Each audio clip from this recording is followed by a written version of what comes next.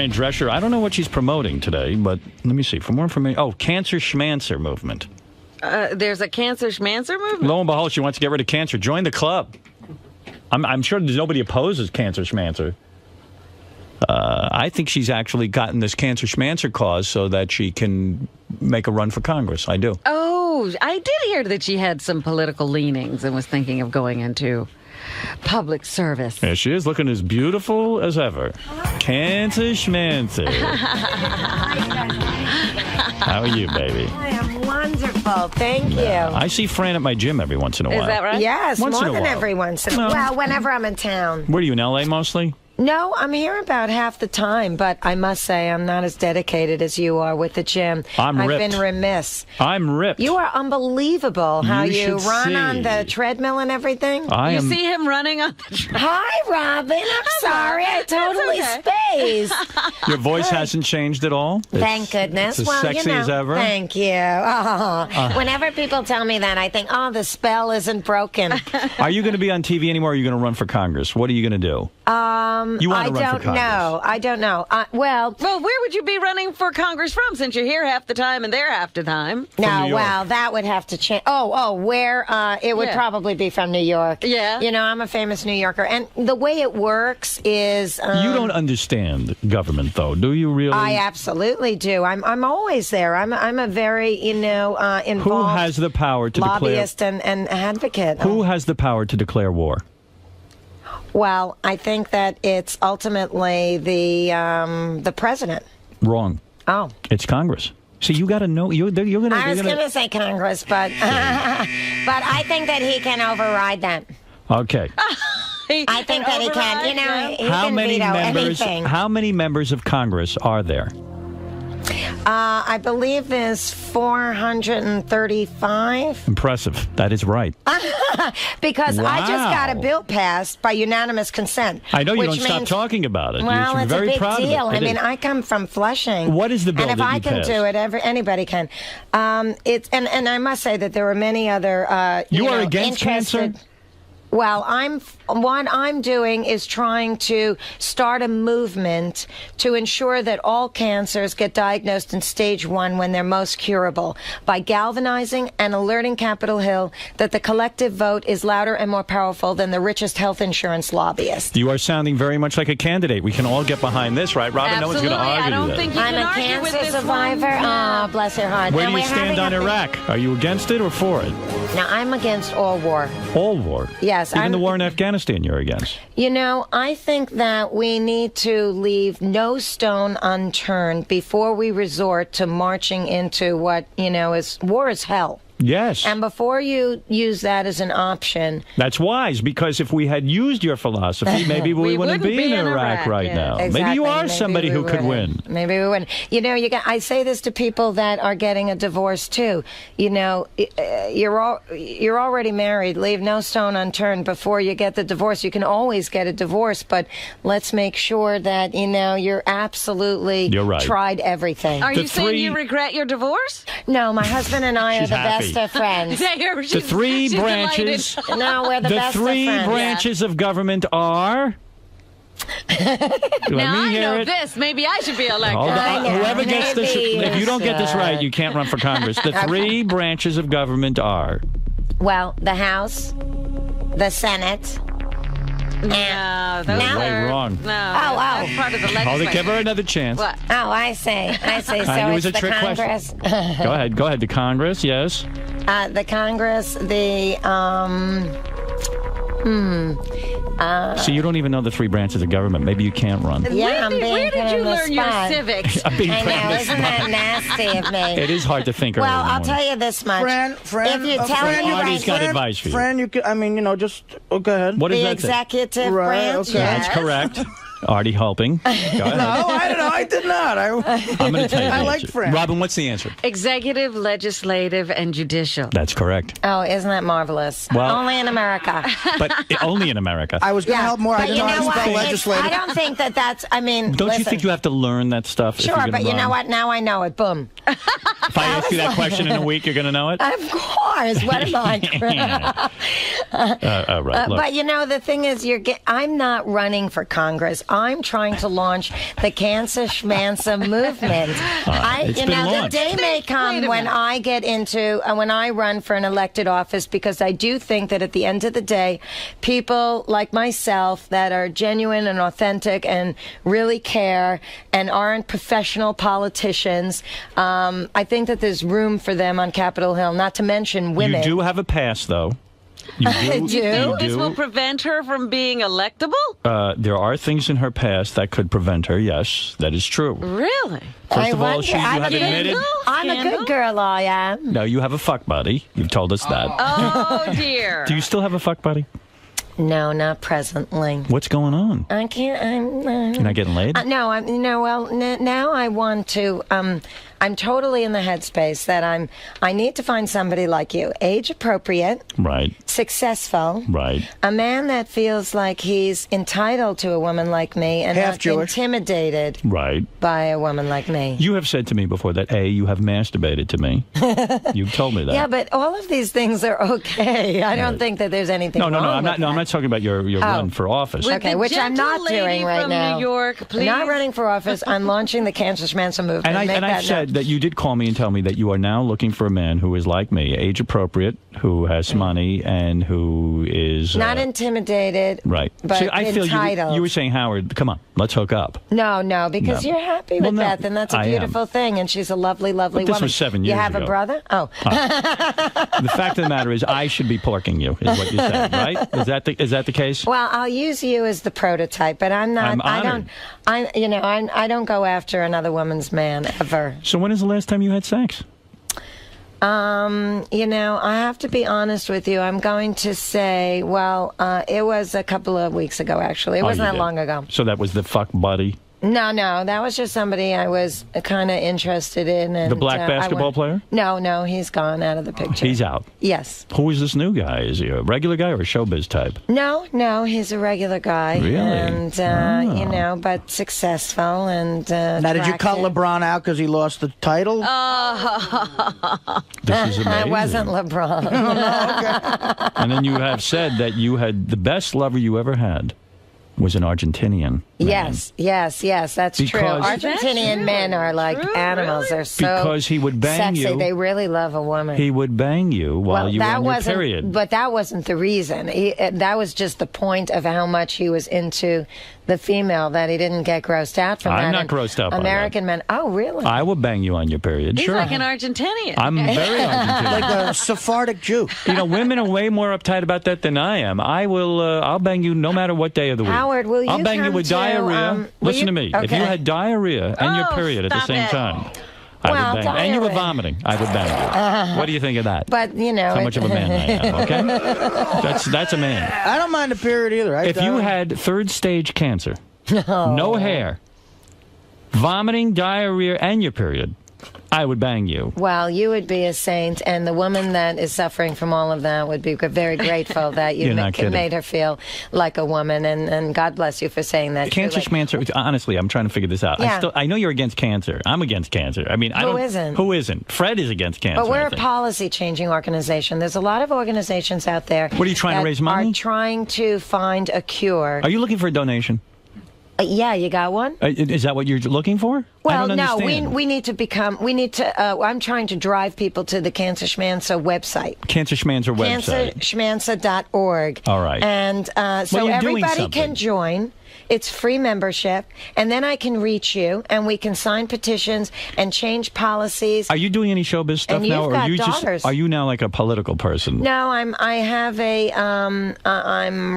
presently finishing writing a 2 children's book deal with Dutton Publishing, and I like that you're doing something for people. I admire you. of course, I well, think it's that you care turning about people. lemons into lemonade, and Right. pain into purpose is very healing. And, Will it affect your candidacy that you still smoke weed? I'm going to say that since probably this last president who was picked up on a DUI. You can get away with smoking some Well, weed. I don't think that any generation subsequent to the last two presidencies is going to be, grow up in an environment where they weren't experimental with some kind of drugs. It was a drug culture. So you look good to me. Thank you. And you're banging some I feel dude. great, and this is my 7-year anniversary of wellness. I know. Congratulations! Yes. I know. Yeah, well, That's I a big appreciate. deal. I That's a understand. big deal. It really is, and that's why we launched it. You see, it's a sun. I'd like to with see a you 621 in it because that's our icon. Because my surgery in the day that I was cured from stage 1 cancer was on the summer solstice, 621, What kind which of is cancer did you have? poetically the longest day of sunlight. Uterine. Vagina. No. Uterine is That's next the one inside. thing. Yes. Yes. It's So you if can't you have break up children? the plumbing into 3. No, not personally. No. No, because they Although took out your uterine? They did freeze my ovaries. They took out, the uterus and the Children ovaries. aren't for you anyway. Really? You don't want kids, do you? No. I'm not sure. I may want a little, quiet girl. Like a Chinese girl or something. That's the new They thing. can't, they won't. I was going to say they won't let single parents adopt anymore from China. Really? Where are Yeah. your frozen uterus? Where is it? It's at Cedar Sinai. And, They have your uterus. If I wanted to see not Do you go uterus. visit your eggs, it? I could visit not your eggs. my ovaries. Oh, your ovaries. The eggs are tucked away, snug as a bug in a rug in my ovaries. Your But do you ovaries. visit your ovaries? No, but periodically I call because I get like an anxiety attack that they're forgot that they're mine and they're using them for experimentation. And I had in the back of my mind thought, well, if I met somebody and he wanted to have a biological child, theoretically we could harvest the eggs and create, an embryo of and work. get a surrogate to grow the baby inside of her, and it would be my biological child. That's a lot to go through. Bring It your is a eggs lot in to here go the next time you visit. I would like to see that. No, I can't defrost them. My mom's ovaries are now earrings. I made them into that just many years ago. Very beautiful. So They you must are be now. like 2 raisins at this point. They are. They're very shriveled up. They're beautiful little raisins. So you now, and by the way, your show, The Nanny, is still in syndication, and you are making a boatload of dough, isn't it? Oh my God! Sony wants to send me to Poland because the show is so off the scale successful there Wow. that now they're producing. You're the whole only show. Jew in Poland, I bet. I'm surprised the Poles like you. You're very ethnic. And Are you kidding? My series was a success in Jordan, Saudi Arabia, and Egypt. Really? So maybe you're helping the world to like Jews. I was honored at the Knesset for my, contributions as an artist for global recognition of Jews and creating a character that's internationally celebrated and accepted. A lot of people don't know this, but in Poland they had to recut the show, so the nanny is killed in every episode. Oh, stop it. They actually No, march and her in into an fact- oven at the end of it, or have a pogrom. And That's they happy take her- ending in Poland. Absolutely. No, Poland Families at was one of the Auschwitz. first countries to democratize out of the Iron Curtain, and Well, they were able to kill all the Jews in World War II, as you know, and get rid of them all. And I think there's 3 left. So, and now with the nanny, there's 4, in a way. You know what I mean? So I think you should definitely Well, go there. everybody, when they're, small in number is very popular. It's when they start to grow in number that they get out of hand. Carl, you're on with the great Fran Drescher. Now, if you want to get in on the Cancer Schmancer movement, go to cancerschmancer.org, cancerschmancer.org.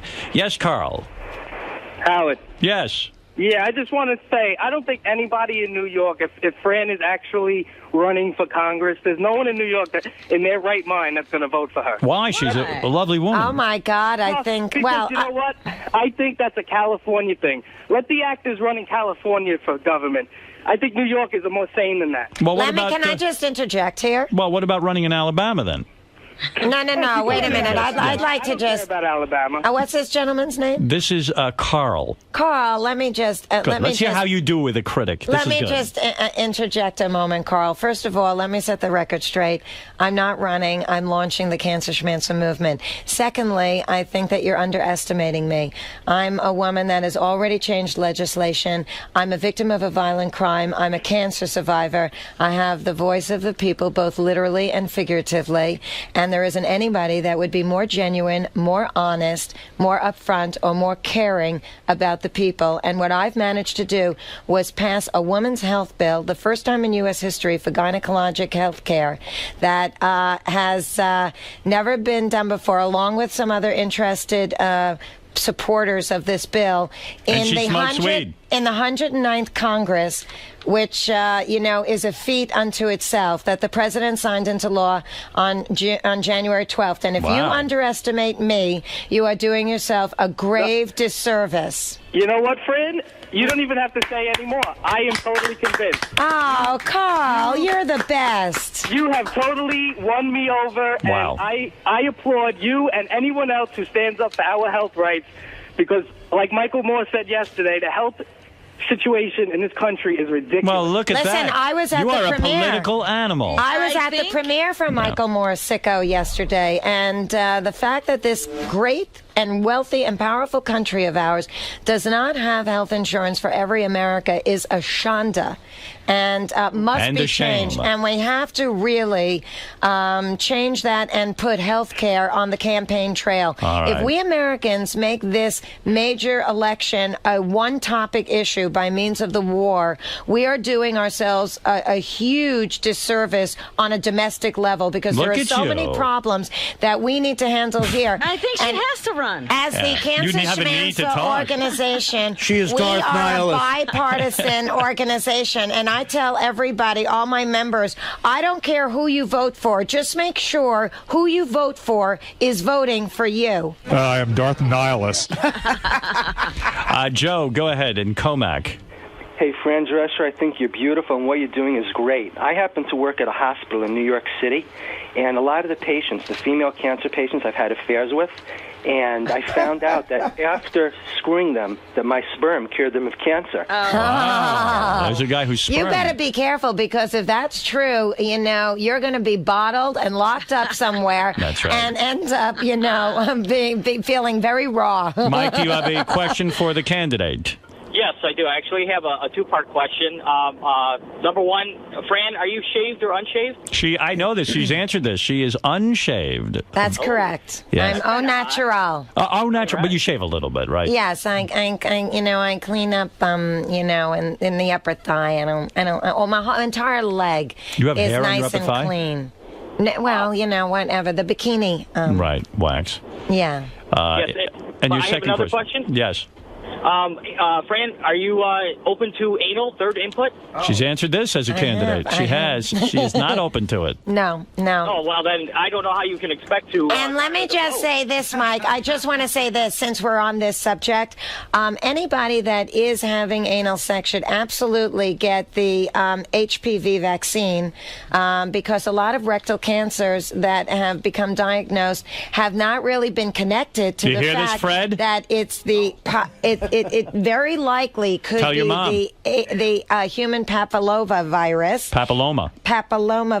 Right. So the HPV virus. So, if you haven't been infected, or exposed to the virus, man or woman, whatever kind of sex you're doing, I think that it's a good idea to get the vaccine. Well, I like your attitude. I think you're absolutely right. You're smiling. You look beautiful. Thank you. Cancer Schmancer is the movement. I'm trying to motivate the African American community, because it's very important that this group of women really motivate themselves to take control of their body. And women tend to put their families first. And even on the plane, they say, put your breathing mask on before the kid, because you do not do your family a favor if you end up 6 feet under. Mm-hmm. So the more women that represent the full spectrum of American women, the more power we will have as a women's movement. Fran, Darth Is she saying Nihilus. she thinks I'm a black woman? Yes, she does. She's an Indian. She's American You're Indian. a beautiful woman. Darth Nihilus is on the phone for you. Darth, go ahead. I am Darth Nihilus. Yes, and what do you have to say to Fran? Darth Nihilus. Okay, Darth, we heard your name. What do you want to say? Darth. No, he's saying Garth. Are you saying Garth or Darth? No, to you? I am Darth Nihilus. He's saying Darth. You're saying Darth. G or D? Darth. Nihilist. All right, whatever. Say it we again, got the please. name. What's the question? I am Darth Nihilist. Okay, and what do you want to say? What is the question? When you act like an asshole, don't be surprised. Oh, boy. Oh, good. Who's acting like an asshole? Are you? Darth Nihilist. Okay, thank you. I am Oh, Darth who's Nihilist. screening these calls? This is- Did you see Talk Radio with Liev Schreiber? No, I have Darth not. Nihilist. Oh, I have a he's job. Darth Nihilist. Busy. All right, Darth, thank you. This Listen, guy's getting way too much. he's coming to the Cancer Schmancer organization. He's going to be on the red No, carpet. and Gynacor, who's a big supporter of Cancer Schmancer, is coming. Bless Listen, their you hearts. sexy, beautiful woman. You who have lit the world on fire in so many ways. You are embarking on a journey now that is very important. Thank you. And you have daughters? I have daughters. You're absolutely right. And Cancer Schmancer is a good idea. I'm behind you. Thank you. For more information on Fran Drescher's Cancer Schmancer movement, go to cancerschmancer.org. Go to her events. She's on the look for a man.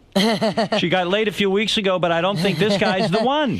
She's looking for a mature, wealthy man who can keep up with her and feels he deserves her. You can fix me up with someone. You must meet a lot of people. Oh! Artie. This was not planned, I promise you. If we date, Arthur? I'll pretend that Congress is one of the branches to make you look good. I know. I really appreciate that. Well, I mean, You know, I'm not good on a game show. I've never done a celebrity game show. I'm very bad when I'm under. how did this like, come up? pressure. Oh, I see. With the You game know, for show, answering right. questions. Yeah. I'm against cancer. by the way. Quizzes. But Artie it's says to me regularly how he hates cancer. Yeah, I hate it. Cancer schmancer. cancer, SCHMANCER.org. We will go there, Fran Drescher. And you... join. Membership is free. Join. All right, you do good, or you. I love that about you. You're still friends with what's his name, McElroy? Yes, I think he's coming. Dan Aykroyd. Oh, no. I thought you meant, because you said McEnroy. No, Because, Dan Aykroyd. Oh, Aykroyd, because still John friends with him? McEnroe is coming to the party. Oh, well, you're lucky. Yes. Yeah, if he comes, he'll light the room on fire. John and Patty, they're great guys. Yes, they are. But Danny, yes, of course. Dan Aykroyd. Yes. All right. Danny and Rosie. Rosie O'Donnell is your friend? Yes. Have you I talked remember to her? she said she Yes. was at dinner with Kathy Griffin, and Oh, that's wasn't right. that right? With Rosie? Maybe. I don't You've never tried remember. lesbianism yourself. You're very much into men. No, I once French kissed a woman. For theater or for in A personal movie? life? No, at the end of a party. You did? Why did you do that? I don't know. I attracted guess to her? I was in a like a crazy frame of mind, and I had just broken up with a guy who actually she reminded me of somehow. But anyway, that was as far as it went, and I never did You it never again. French kissed Dan Aykroyd's wife? No. No. That would be hot. No, She's they're hot. my dearest friends. She is fantastic. Did Woman. Rosie O'Donnell open up to you Gorgeous. about The View? Did she talk to you about why she left?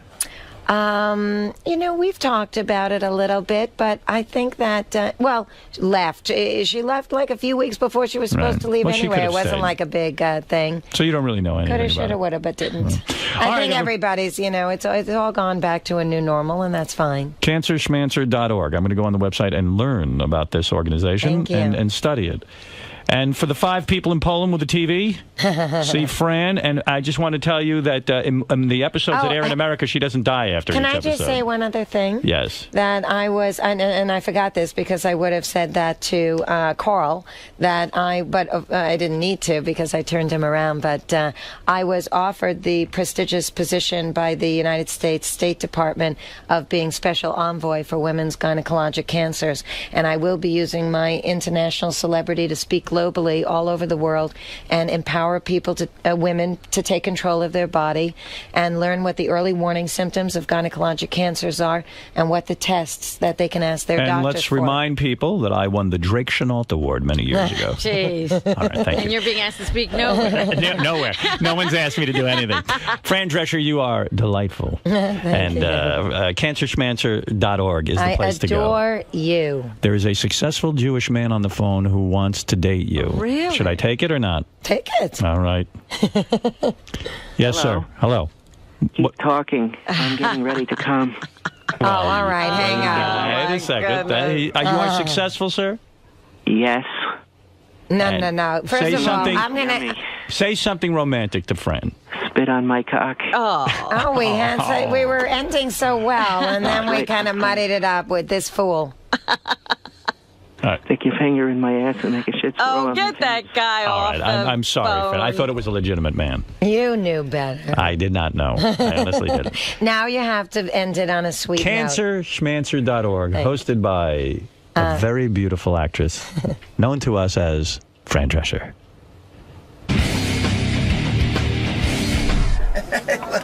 Here for job. that. Me and Fran will Some be show of support. We'll be fighting cancer throughout North America. Yay! Fran, Artie's single right now. Artie! As a future cancer sufferer, I say thank you. Artie, we're going to have a drink sometime. I think that would be a power couple. When I come back to New York. Okay, fine. When's that going to be? Months. Well, whatever. I mean, you're not the first dude I've told that to. Don't take it personally. I'm just, I'm down to the wire here. And if come to the opening, we can count that as the first. I'm going to hit the Stairmaster, and when you're back, I'm telling you, I'm going to be irresistible. You know what abs are? That's short for stomach. I'm going to have those going. No, just do it for yourself, babe. All right. It's not like you can't meet a chubby chaser, but you're not doing yourself a service. Is this your dog? Yeah, Esther Drescher.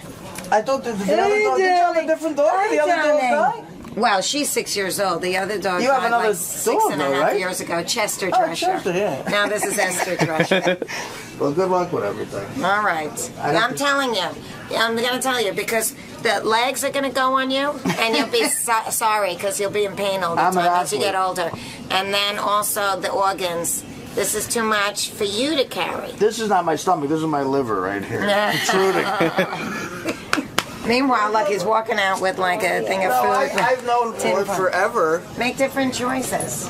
What? And eating, you mean? Yeah. No, look, Howard turned me on to this. Look at how good I eat. This is chicken with brown rice, and it's awful, but I'm trying to eat through it. That's not bad. That's good. Maybe it's drinking. When I cut out the drinking, that's when I lose the lbs. Fran, now you mentioned you want a mature, an older man. Well, I said age appropriate. Age appropriate. Well, I just dug myself a hole, didn't I? I didn't mean. Does Artie fit as age appropriate and mature and something you're looking for? Guy who works for us, we hired him after the Howard Stern Film Festival. And he's now like a producer. He's a producer for us. Yeah. After he made a film, I forget which film he made. No Signal. The one that took place in an office and couldn't get serious reception. Right. So he puts himself in foil. Anyway, this Jason guy, he's going around asking guys if they would fuck his mother. What? Yeah. What are you talking Where's about? Jason? It's coming in, but Howard, he's not asking them like if they would, like theoretically, like she's coming to town and he wants to get her laid. I'm not kidding you. It's People weird. here, he's just asking staff members? Yeah, I mean, so this isn't like a bit. I'm insulted. He didn't ask me. I'm single. What's he look like? He's incredibly talented. He's one of the best producers. In fact, he put together, if you have Howard TV, he put together the Bubba Wedding Special, which is great, the 9/11 retrospective, the Sibian documentary. He was co-producer on that. Oh, I know, looks Jason. like Oh, that's Ganji. Ganji. Where is he? In 1 second, he just went to take a crap. Oh, great. So we got you instead? Yeah, but I could help you with some of the story.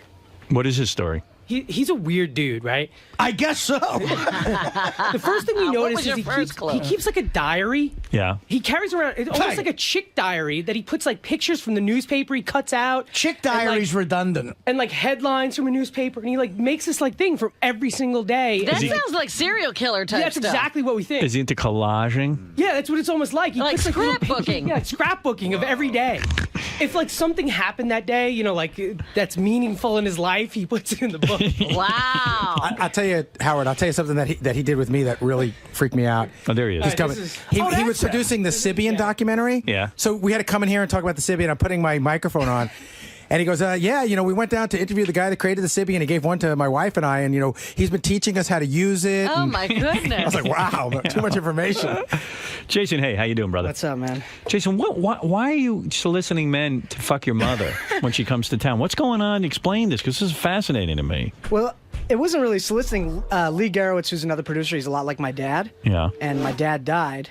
And so When did When your did dad your die? dad die? like 2 years ago of an overdose, a drug overdose. Your Wow. dad died of a drug What overdose. kind of drugs was he doing? He was doing like 160 Adderall pills, sniffing them every Sniffing them? every 3 days and then taking somas at the same time. So it's like speeding up your heart and then slowing it down. So. Artie's salivating. Wait a He's like, minute. how do I not know you're dead? Adderall and So he was doing like a speedball, his own version of a speedball. Yeah. So he would crush the Adderall and snort it. Yeah, he was in jail. And so when he got out of jail, he immediately started. What was he in jail for? And who hired you? My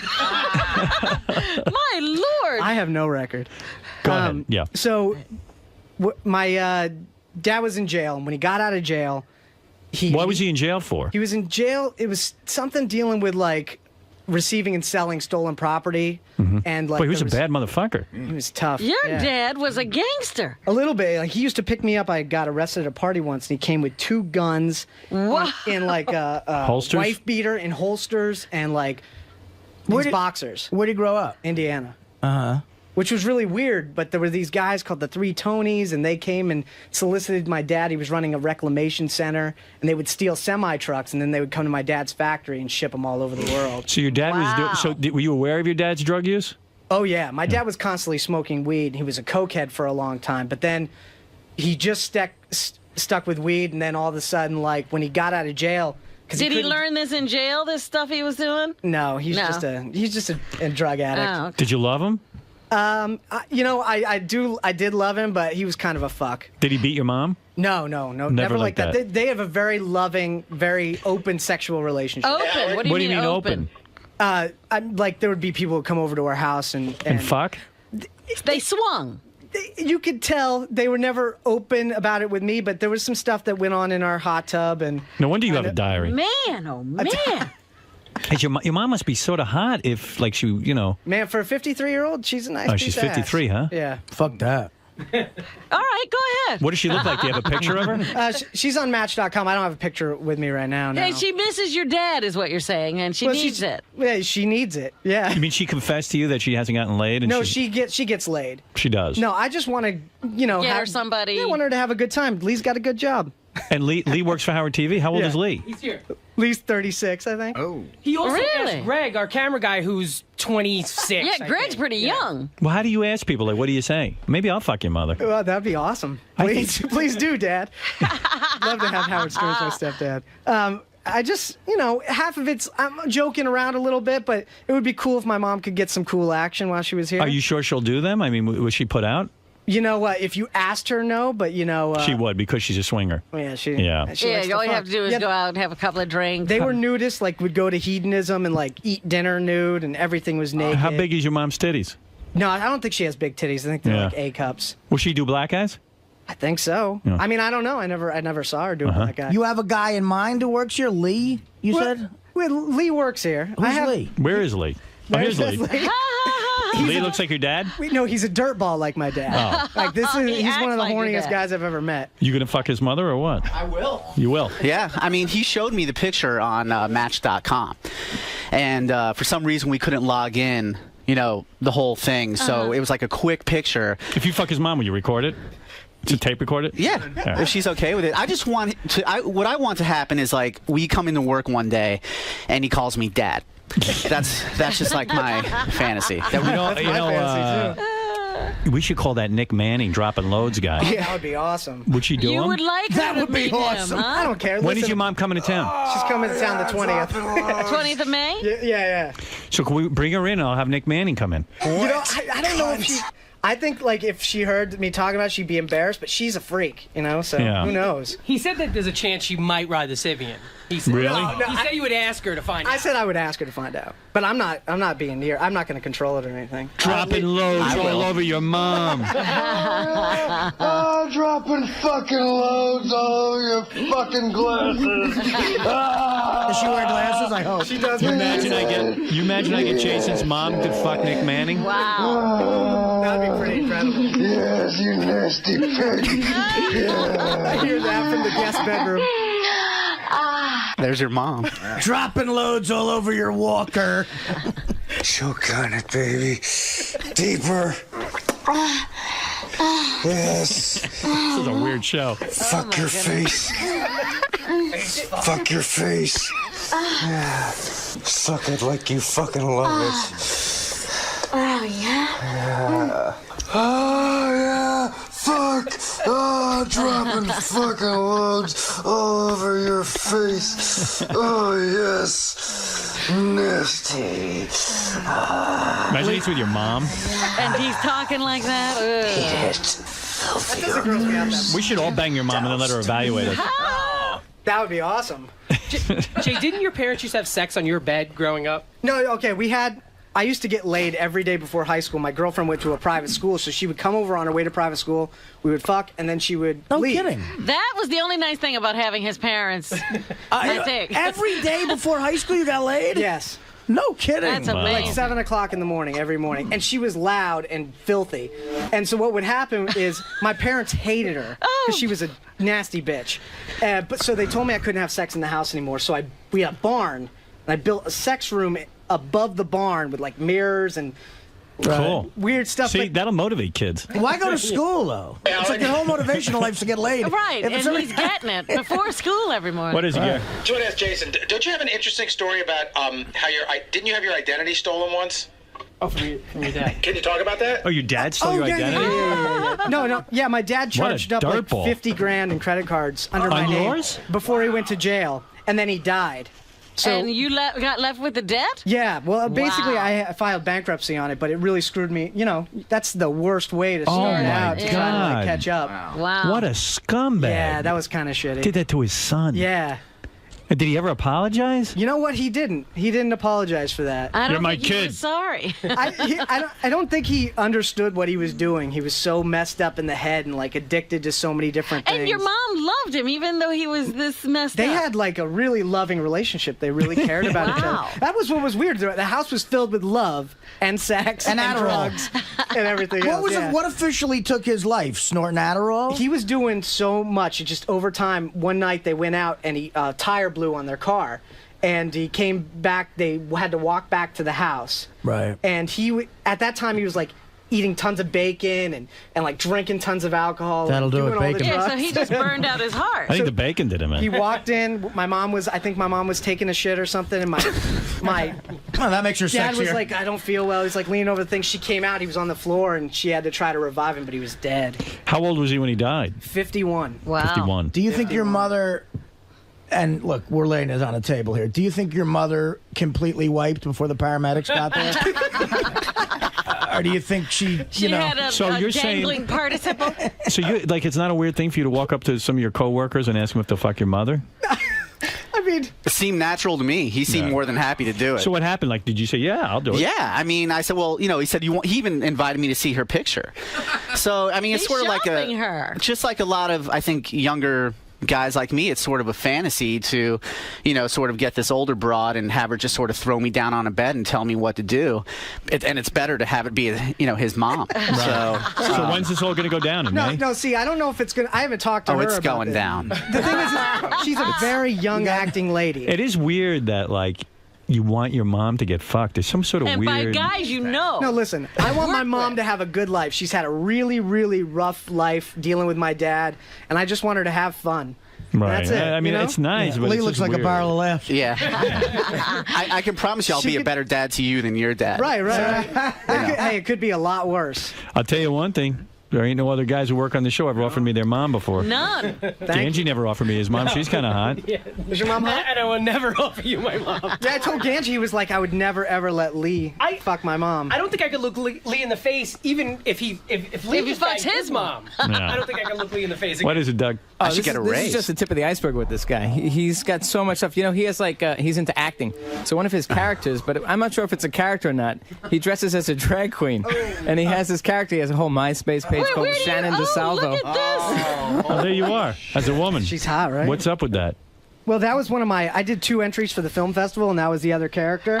This is beyond the film fest. You do this in your daily life. Yeah. Do you dress You up? dress up like a woman from time to time? No, only when I'm doing like the, Yeah, good it's a excuse. character. Does she have a voice?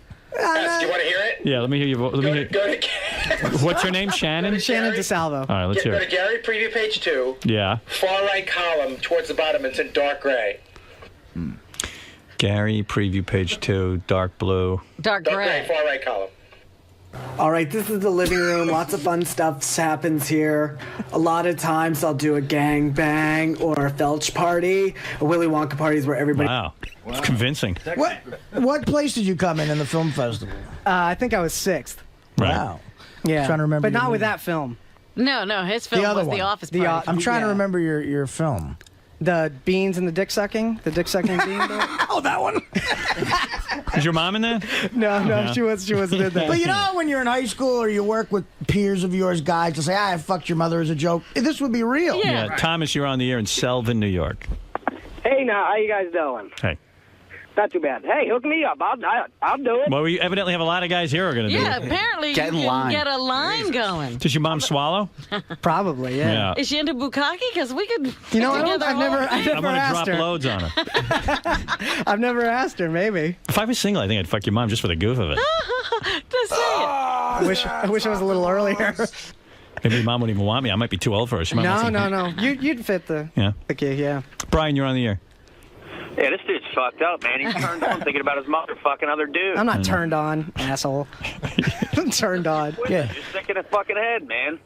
You should be in the room to watch. No. I don't We'll tape tape it. We'll tape it for Howard. Getting back to the cross-dressing picture, do you run around in women's underwear under your regular clothes or anything like Sure he that? does. Look how pretty. Do you see pretty Martin? girl. Do you see Martin Short running around like Jiminy Glick, Robin, all the time? Exactly. That's what I'm saying. Thank you, Artie. All right. Hey, Howard, they pulled some. Jay also sings, and he has some really kooky songs. Of course he does. They Wow, pulled you're a few. just, we're just. I think one's called "The Face of Grace." That's quite interesting. No, that one sucks. What's your best one? Yeah, well, I don't think they Pick all out suck. one that doesn't suck. Brushing the They tip all of the iceberg. Listen, I don't know if I have it. This isn't for sale. I mean, the song sucks, but you're. Well, it's a Christian song. I'm It's trying a to knock figure out on what he's Christianity. singing about. Jesus. Hey, Sim, if I offered you $500,000, would you have sex with your mother? $500,000. He'd probably do it for $50. Are you? No, I wouldn't have sex with my mom for $500,000. You wouldn't. No. But you had to think about it. Well, $500,000 would change my life significantly. Right. And you're still not going to do it. How about if it was just a simple hand job? Would your mother give you a hand job? I don't think I could. I don't think I could hand finish. job. I thought my mom gave me a hand job for $500,000. Like you put a curtain over her, but Why her not? hand comes through the curtain. It's my mom. and she's doing it. Look, you close your eyes. You don't have to Right. even. I get think to this is one of those curtain questions you're business. damned if you do and you're damned if you don't. So I don't know. $500,000 tax free. I got to tell you something. I could never have my mother's hand on my penis. No way. I don't think I could do that. I was hoping to either. suck you into some kind of discussion. Yeah, that's what I thought. Dominic, you're on the air. I had a call back. Mr. Chow, who killed 33 people, did collages and came from a much more normal family. Yeah, what is it with you guys in collaging? Look at his What is it? scrapbook. Look at this thing. Let me see. Oh, that's private property. Yeah, so what? So We're what? just looking at it. We're not reading. Oh, dude, what the fuck's wrong with you? Yeah, I'm telling you. What does your apartment look like a serial My killer's apartment's book. beautiful. Like, this is so elaborate. Yeah, It looks like a 7-year-old girl's book, right? Oh Jesus! What One of is those this? books. This is insane. Fantasy. No, that's. I just. Gay. Did you see that, Artie? Oh, no. I'm trying to get a gander. What is this book? I don't understand. That book. So say anything I think about creatively or anything like that goes in that book. Whenever I'm like cutting the show, when I'm producing the Howard Stern show at the other offices, all the time codes are in there. Oh, I'm in the book. Yeah. What about when you're plotting murders? Is that in there? No, there's no Oh, murders. shit. What do I end up? I better check my page. You're in there quite a lot. And it looks like it's really boring. What do you mean it's boring? Do you read through this? There's some, there's a lot of pictures of Artie in there. Why is that? Why is that? What's this fuck Bill O'Reilly There's stuff? Artie. With a Hitler mustache. Hank the Angry Dwarf. Man, you got some cool shit in here, though, bro. Why is You there a got lot of on your pictures mind. of me in there? I don't know, because How many of these books? I'm only good at really drawing circles, and you're kind of round. Oh my God, that's horrible. Well, I want to congratulate Let you. me see that. First of all, I'm officially more scared of you than Sal, and that's pretty hard to do. You have no reason to be afraid of All me. right. I'm a very, How very... many of those books do you have? 6. 6 of them. Yeah, And like the books 6 of them. life. Hey, you never know. You never know when you're going to have to pull up something genius that you've written down. All right. You want to have some fun? Hey, Artie, rip out a few pages No, of the don't book. do that. No, I won't. Thank you. No, believe me, yeah. He worked hard on that. I did that once. He almost killed me. He was almost No, crying. that's No, not I cool. could tell not to fuck Doubt with the it. He book. worked hard That's on not that cool, book. man. The guy must spend I an would hour never on done each it. I was page. just kidding with No, him. I don't spend that much time. Yeah. No. Doesn't everybody love his book? Say yes quick. Yes. I would never hurt your book. All right, Dominic, thank you. All right, boys, thanks. And so can you bring your mom in? Can you talk? Or can we even call her on the phone or something? I'll try to bring her in. Okay. It'd be fun to at least talk to her. I'll have to loosen her up with a couple drinks. Yeah, maybe we want to talk to her before we actually get to meet her when she's here. What's so weird about this is it's so not a bit for the air because when you were talking to Lee off the air, you just kind of like casually got into a... Lee and I have a lot of weird conversations at the office. It was just one of our typical like sick conversations at work, and it segued into me saying something, and him just politely asking if I wanted to bang his mom, and we just took it from there. That's not true, because I walked in on when you were asking Greg to bang your mom. That's how I... You're not the only one, Well, Liz. Greg's a good-looking guy. I think my mom would enjoy that one. There's a picture of the Virginia Tech killer. What am I? Uh-oh. Is it really? Yeah, there's a picture. It says my hero. No, it's got all the dates on it. This is something like 30 years from now. You can look back and go, when you're in prison. Yeah. Sure. How do you glue all that shit into that book? That's all tape. You use Scotch tape? Scotch tape. And you put the Scotch tape on the back? On the back? So you won't see No, it's all on the front. Everything is like laminated. in Scotch tape. Yeah, this is like... so it's waterproof even. Yeah, you can... It's safe. It's got to be a very particular Scotch tape, too. Jesus. I've got some issues with organizing. You think you have a few issues? With organizing. Everything needs to be very organized. Yeah. Well, this is the book right before I started here. I see. Right when I got hired. And what do you do with this book? Like I carry it with me. It's got all my phone numbers, all my contacts. Some people have a Palm Pilot. I got a big giant book. Yeah. So do 4-year-old girls. And how do you have all your contacts? Do you have to copy it into another book? Yeah. So basically, what I would do is here's all my latest contacts. Yeah. And what I would do is I would copy that, paste it into another book. And where's your schedule?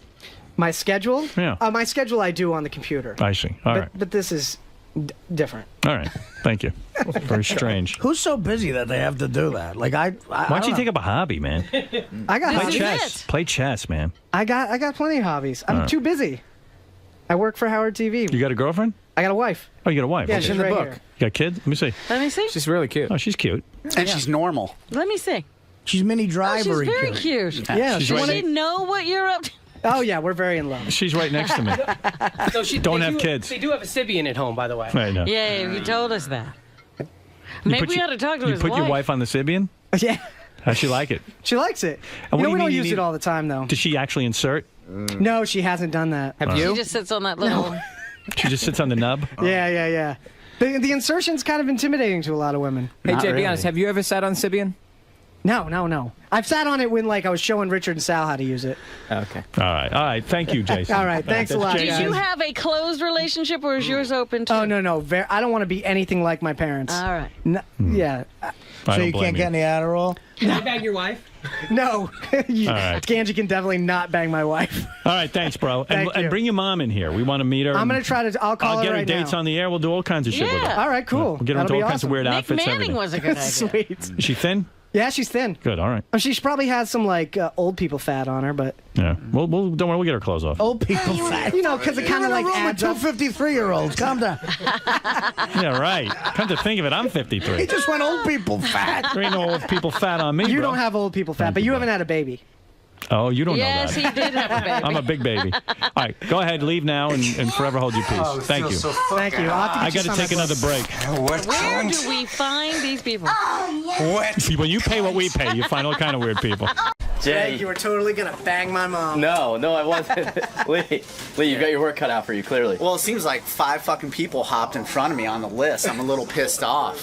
Like, I can't, as soon as I said Nick Manning, I guess I'm done. I can't compare to... Yeah, I gotta come up with my own phrases. And, Damn, I wish I was single. I gotta, compete with a porn cock now and a guy who, does Shakespearean chants during his fucking, but I just thought your mom was like a normal guy, like me. Right, yeah.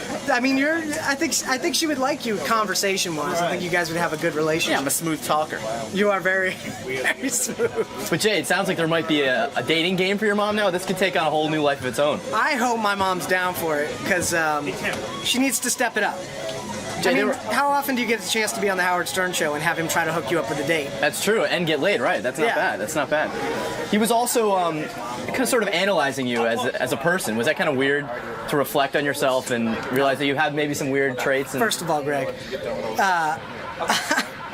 people are going to make assumptions about me, but they don't know me. And my book is just where I write shit down. I mean, it's that simple. And I don't know. That's I don't what Charles ever... Manson said. Listen, before I'm his diary. just Jay. I'm just being me. Just being you. Just being me. Just trying to get if your coworkers that means to putting bang on a your mom. wig and sucking a fake cock, I'm going to do it. And pimping your mom out? Hey, that's you. I'm trying to make her have a good life. All right, well, good luck with that, and Lee, happy banging, man. I hope it happens. We'll see. He's going to ride the Sibian at the same time with my mom. I'll control it. You guys are both sick. I was about to Thank segue into that whole thing, but... Yeah, well, I guess that could be another story. Hey, this is Jason Sorotin, introducing Shannon DeSalvo. Duh. You have to take advantage of my sex factor. It's high. And how long have you been gay again? I need some heels. People are jealous of me all the time. I didn't wake up this morning and think that this would happen. Oh, you have boobs? Oh my god! Oh my god! That's one hook. There's the... Alright, I got it. Oh my goodness gracious. Jason Sorotin's running around in his outfit out there as his Shannon. I don't know if you want to see him. He's all dressed in drag. Well, how does he carry that stuff around that he can jump into it anyway? Why did he How do you carry that big giant book with you around, too? That's true. All right, I'll take a quick look. Yeah, he seems to be ready to be Shannon or whatever her name is. Oh, at a moment's notice. This guy works for us, and he's been approaching his coworkers to fuck his mother.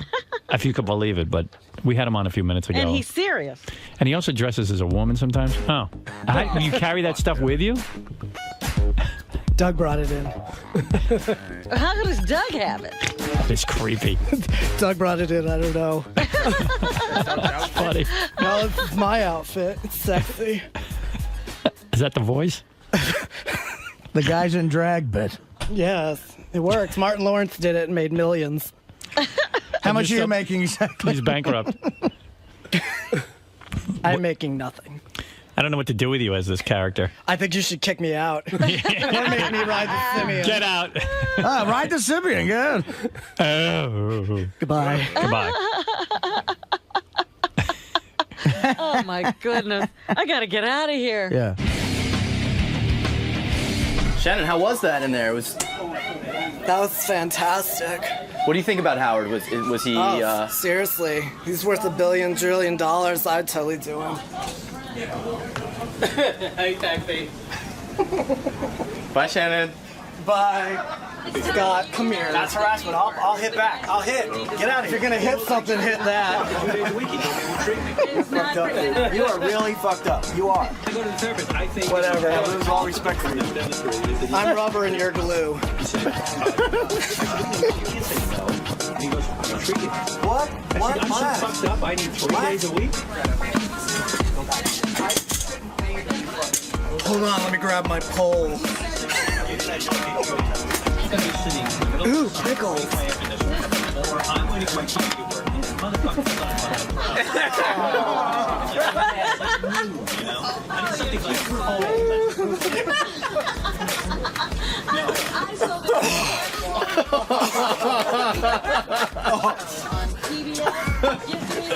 Dude, you're sick.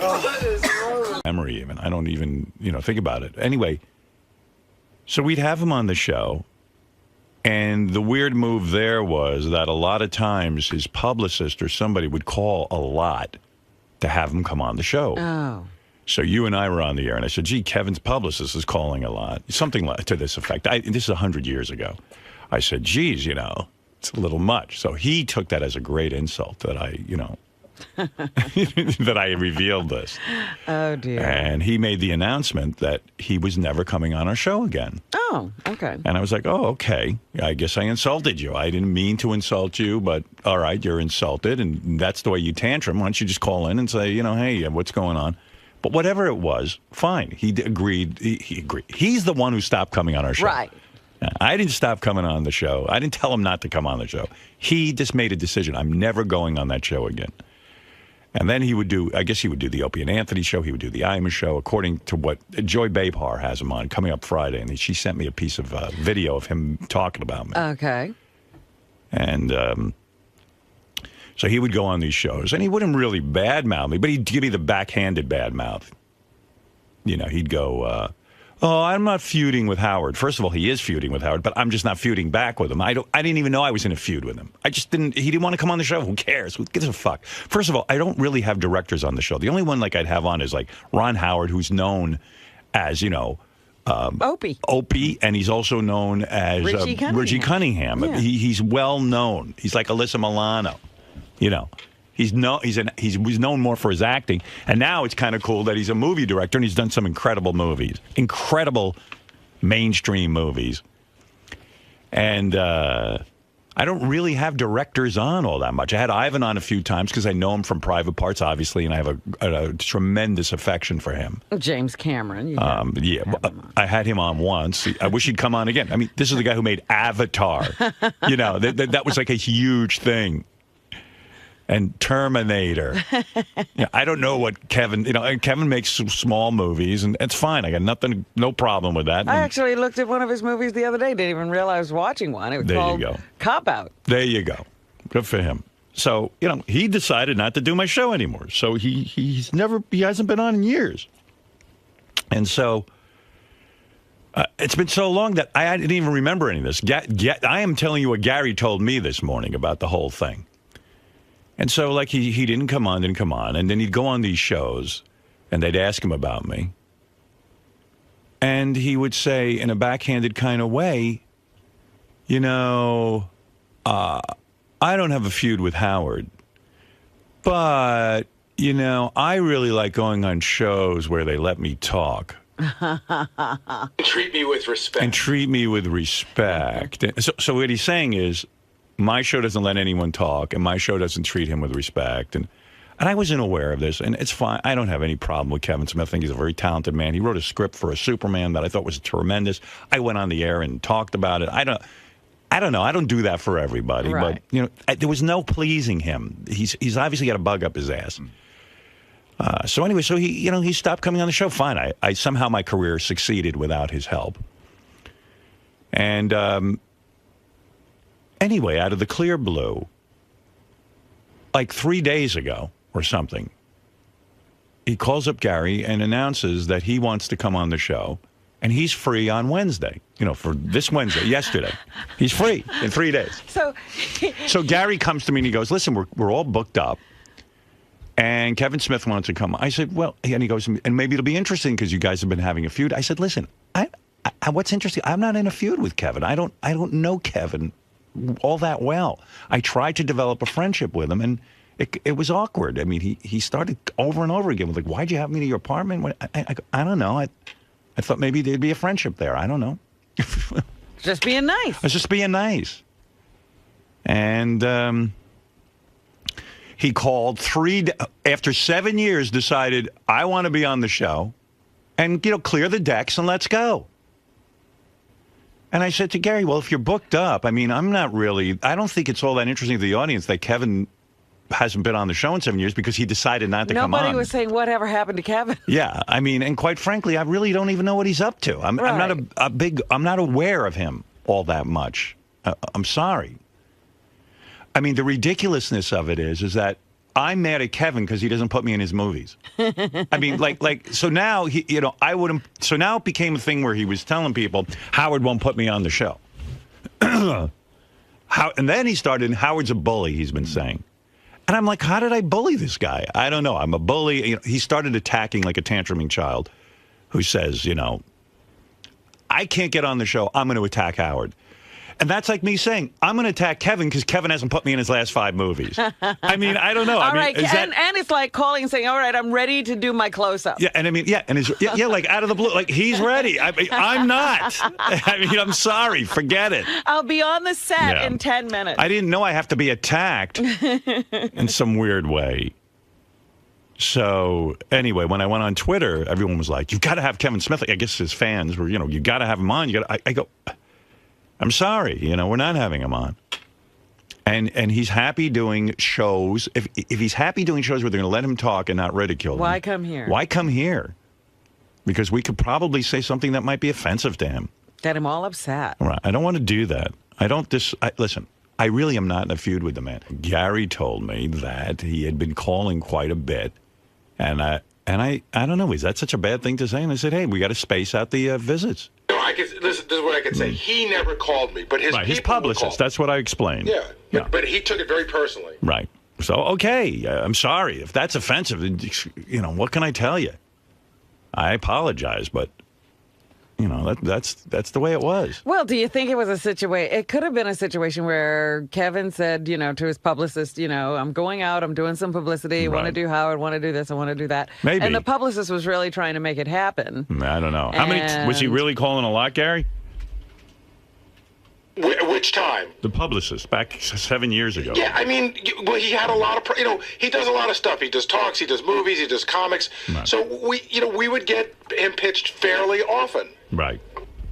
So I said, hey, we'll have him on, when we're ready. See, he's not in a feud with me, but now he's bad-mouthing me on the Joy Behar show, talking about that I'm the popular kid, and then you come over and I'm one way to you. I'm two-faced. He has no feud. There's nothing wrong with me. But Howard's two-faced, and when you go on his show, he humiliates you, and he doesn't let you talk. If that doesn't sound like a guy bad-mouthing me, come out and say you don't like me. I don't think it's a I don't like you thing. I think he likes you too much. Yeah. Well, I mean, it's a strange thing to do to a guy you like. Well, it's when you can't have the girl. You bash the girl. Well, I tell you what, Kevin, I'm mad at you because you won't put me in your movies. I should have been in every one of your movies. Now he's going to send you those Right. scripts. Yeah, that's not right. You won't let me on your movie. It's like, you won't let me on my show. Well, you won't let me on your movie. What is this? We're busy. And now I certainly won't have Who one. we have on? Beetlejuice? Yeah. Well, we did. We were busy. No, we had on Jim Brewer yesterday. Jim Brewer was yesterday. Yeah. Sorry. And I wanted to spend time with Jim. I mean, isn't this something? Isn't this something? What is it, Jeff? Who are you talking about? Kevin who? I know. Well, I'm sort of having that feeling over here. Yeah. Like, does anybody really care? Probably not. And that's why I even said, should I bring this up? Because it's probably giving him more attention than it merits. I mean, it's so now I'm going to be... It's like, could you explain to us who this guy is you're feuding? Yeah, and now it's going to be like, once I give something energy, then it becomes something. You know what I mean? But it's really like, wait a minute, you still haven't explained to us who you're talking about. Exactly. He's a movie director, but... You can't even, name a movie. Well, I'm bad at that, but I'm sure other people could. What is the movie? Well, he's the guy from Clerks. Clerks. All right. There he did. That was in 1994, right? But he's known for, being, what is it, Right. Bob and Silent J or Bob whatever? and Silent J, yeah. Yeah, not the movie he did with Ben Affleck and Jennifer Lopez. Nobody knows him for that. And everyone's waiting to, hear him on our show. You want to know what you talked about with him, Howard, the last time he was on? What? I'm looking at the notes. Howard hasn't allowed Kevin on in a while. He wanted to come in, and Howard has been saying no. Howard doesn't think people care about Kevin. Robin is sure they don't. Oh. Robin says he's a cult guy. Howard he says, is. Howard says people in cults don't make any money. And then it says Kevin is no M. Night Shyamalan. Well, that's funny stuff. Actually, now he is. Oh, my God. Well, listen, I like Kevin. I do, too. I do. enjoy his movie. Yeah. Is the Kevin who again? Kevin Smith. Okay. I mean, you woke up after 7 years and decided I'm okay, and you're ready for your moment. And believe me, I don't mean it as an insult that you still have to explain to the audience who he is. Right. It's just, he's not James Cameron. No. And quite frankly, it's a lot of work to try to describe who someone is, when they're sitting here. And I'm a terrible person because I don't put him on. But then again, he doesn't put me in his movies, so shouldn't I be angry with him? Like I said, I watched Cop Out. I'm angry with every director who hasn't put me in a movie. I watched Cop Out the other day, and I enjoyed it. There you go. You're gracious. Thank you. What is Cop Out? It's with Tracy Morgan and Bruce Willis. There you go. You loved it. It was cute. Good. See? Very positive. What can I tell you? I have nothing against the man. He's a very nice guy. I think a very talented guy. Was it cute or you loved it? It was cute. Cute. All right. Well, you're cute. I give it 3 You're stars. cute. So that's a compliment. Ay vey. What can I tell you? I was just quite tickled by that yesterday as I was sitting home tweeting. And then all of a sudden I got barraged with Joy Behar, Kevin Smith's fans, about what a dickhead I am for not having him on. And I was like, okay, whatever. What am I going to tell you? I wish Kevin well. Kevin's doing well. Yeah. It's fine. Everything's fine. I would never subject him to this show because we're such hateful people who cut him off and don't let him say what he wants to. You know what? Why come here? It was just so silly. And I know I shouldn't give any of these things attention because when I start giving it attention, then all of a sudden... Then it becomes something. Right. If I ignore it, it becomes nothing. And it just feels weird because I have no animosity toward the man. And I'm sorry I broke his heart. You know, I'm not looking to break anyone. I'm not The Bachelor. You're in this for all the right reasons. I should say, Kevin, please, please, I'm here for the right reasons. I'm sorry. I'm just trying to do a radio show and earn my living and do what I think is best for my audience. And you're doing what's best for your audience. Yeah, That's he it. has to make casting decisions Right. when he's shooting a movie. He Yeah. can't just let anybody in. Yeah, I mean, why don't you let Fred be the star of all your movies? I'm mad at you. You won't let Fred be in your movies. I'm making a casting decision. That's exactly what it is. He knows from that. Oh, my goodness. Not right for this part. There's nothing wrong with you. Everything is so complicated.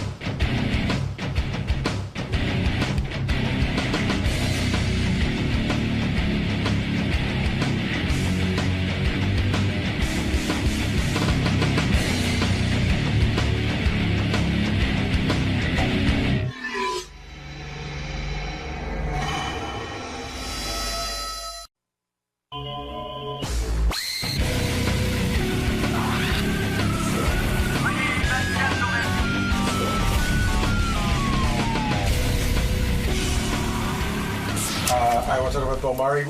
Fingers crossed, Howard, but they swear that there's a good chance he's calling in today. He's nutty. Hey, Bill. Howard. Look at this.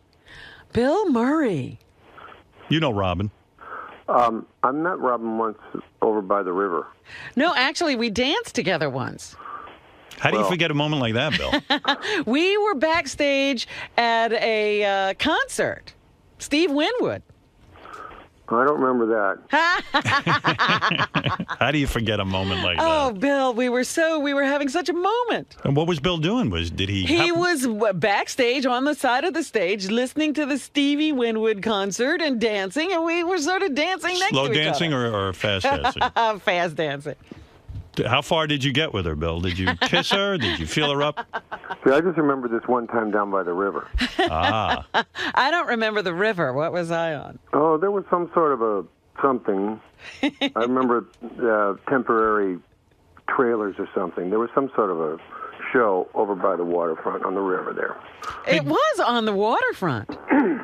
Bill, first Well, of maybe that was all, it. let me first say how thrilling it is to actually have you on the show, even if it's by the phone, because I'm a huge fan, like everyone is, and it's an honor to talk to you.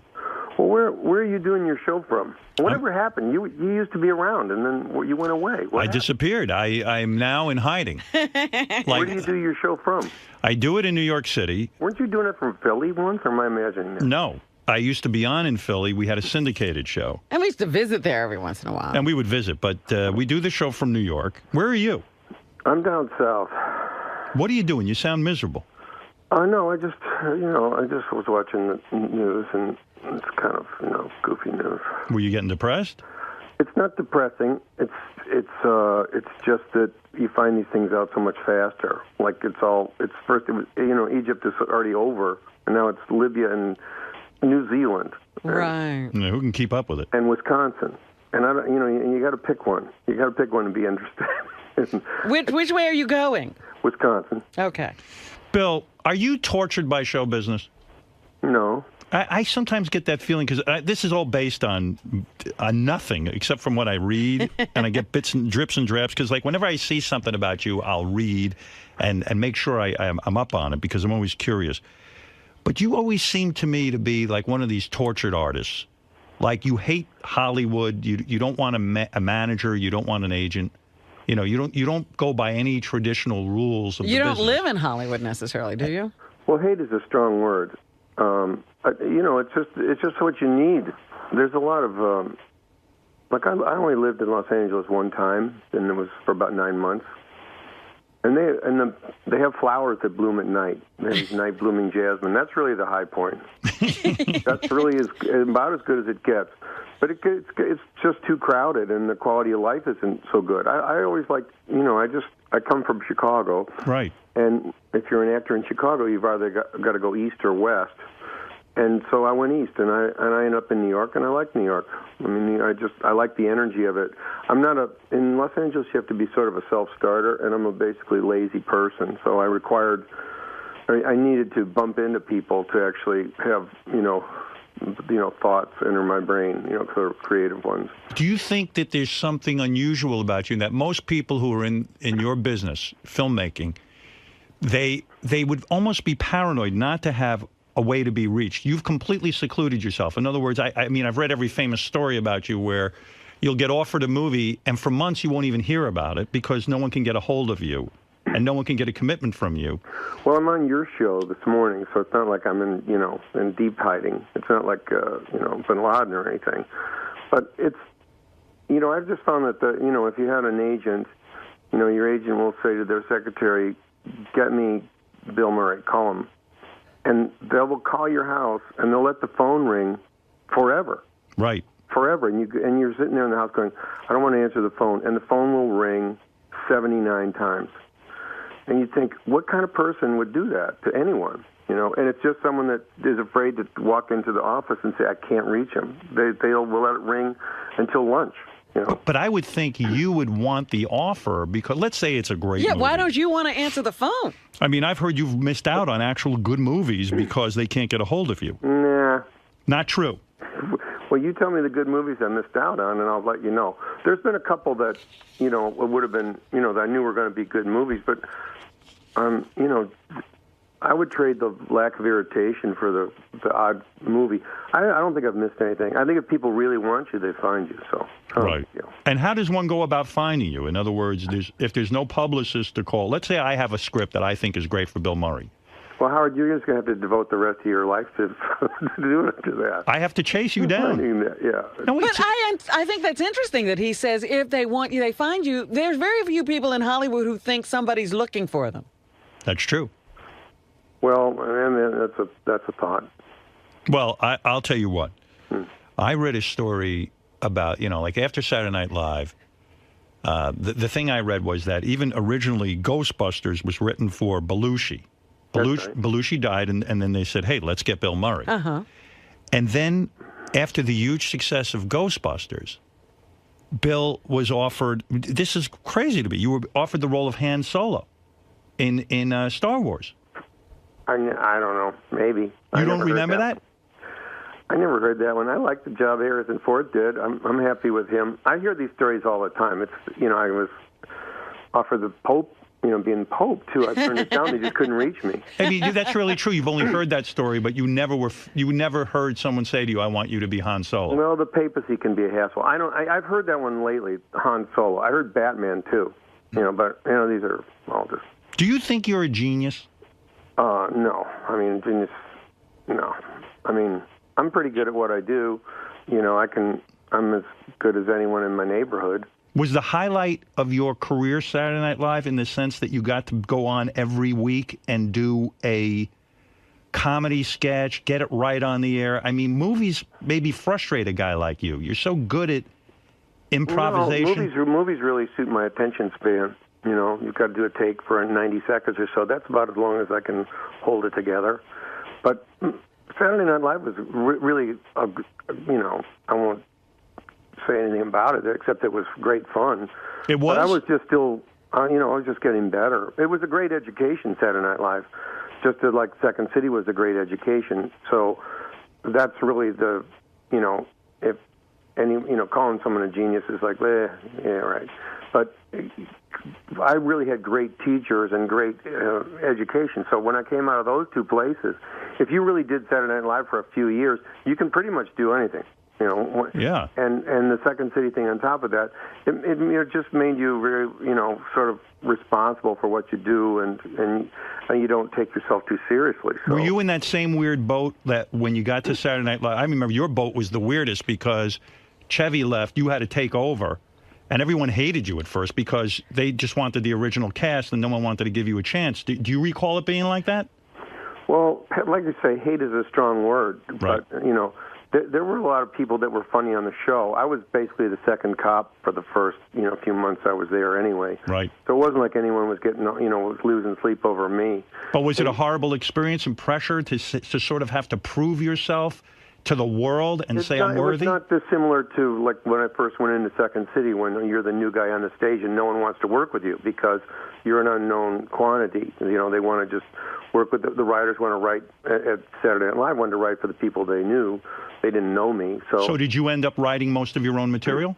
Well, I ended up writing some. I mean, that's how I sort of broke through a little bit, as I wrote something with Tom Davis. And did you ever go to Lorne Michaels and say, I find this impossible, no one wants to work with me, can you help me with this? Or did you just sit there and suck it up and take it?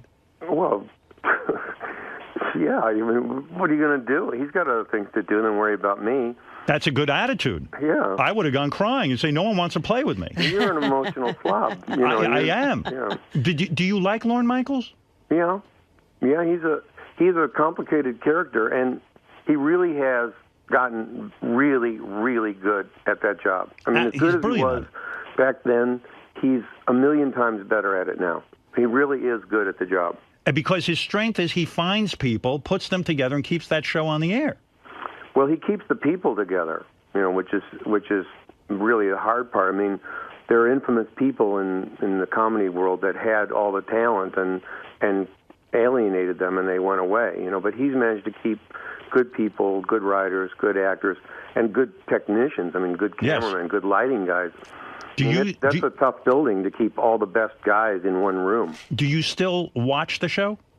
I'm not very regular. When you work on Saturday Night Live, when you work on Saturday Night for years, you're kind of pleased to have it off. You know what I mean? Are you? Why? Because, in other words, it brings back bad memeries, or you just want? No, it's just that it's Saturday night. It's sort of free. But I watch it. I catch up with it. I'm not as organized as sitting through it. It's pardon me.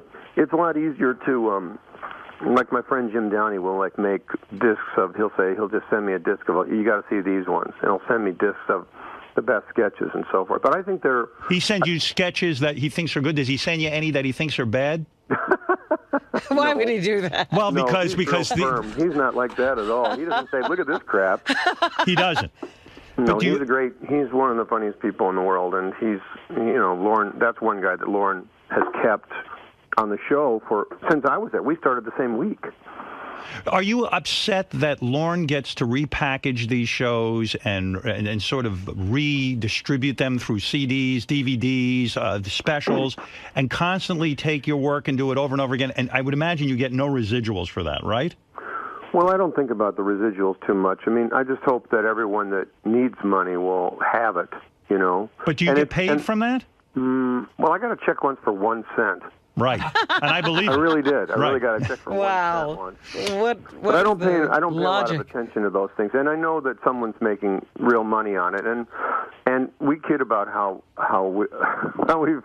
we've created a college fund for Lawrence kids, but he's worked very hard, and he's been very he has to take the credit for getting the show made. He has to take the credit, and there's people making money. There's at all levels of it. I just hope that everyone all the actors and all the writers that ever need money, and whenever that becomes the case, Lorne makes sure that everyone's okay. Do you think he's doing that? I think you're saying that somewhat sarcastically. In other No, words, I'm not saying it sarcastically. I'm saying he's that not going to some of the old writers who are probably living in a. he's a nice Jewish boy from Toronto, and you can, he's vulnerable to guilt, and when people need help, he helps them. Does he do that? That's to my knowledge, he does.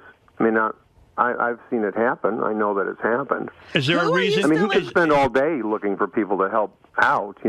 Is there a reason you don't host Saturday Night Live more often? I mean, I've done it a couple times. I like this group they have now. I think the group they have now is very, very, very good.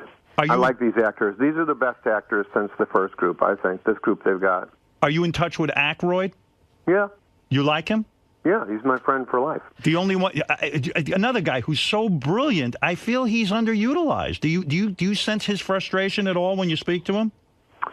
Well, he has a different life. He has a much more interesting life than many people. He has a lot of interests. I know, with the aliens. Not just vodka. I mean, he's selling this vodka, this Skull bottled vodka. I know. I have some of it. All right. Well, he has a lot of different kinds of interests. He's sort of, he's kind of interested in the English history, and the life of the old English people. And in other words, he doesn't need show business to keep him happy. He has so many interests. He has a lot of, he's interested in ghosts, for heaven's sake. He's in that whole paranormal world. He has a lot of different interests. He reads a lot. He likes to get on the road. He likes cars. The one guy you didn't like was Chevy. That's it, right? The other ones you like. I'm okay with Chevy. I heard Chevy you're not. and we had our dust up on the show, but that was almost Oedipal, or I don't know what the hell that was. That was Greek, whatever that was. Do you see him now? You don't see him, though. I see him. I see him. I see him at least, usually once a year. I haven't seen him in a little bit, but that's because I've been busy. But he's funny. I mean, Chevy is funny. And Chevy in life is funnier than almost everyone. He can really make just walking around fun. Funny. Yeah, So no funny. animosities. Huh? Did you make love? Well, that's what I wanted to. Bill, did you make love to all of the women on the show? Gilda. Well, yes, of course. You did. Were you? He's not being serious. Of course he is. No, there's a couple dying when I say that. No. You didn't make love to any of the women on the show, or you got some of them? Oh well, it was a different time. When love was important. Love is not important any longer. We know that. It's just about money. Is it really? Are you bitter from all your marriages and divorces? No.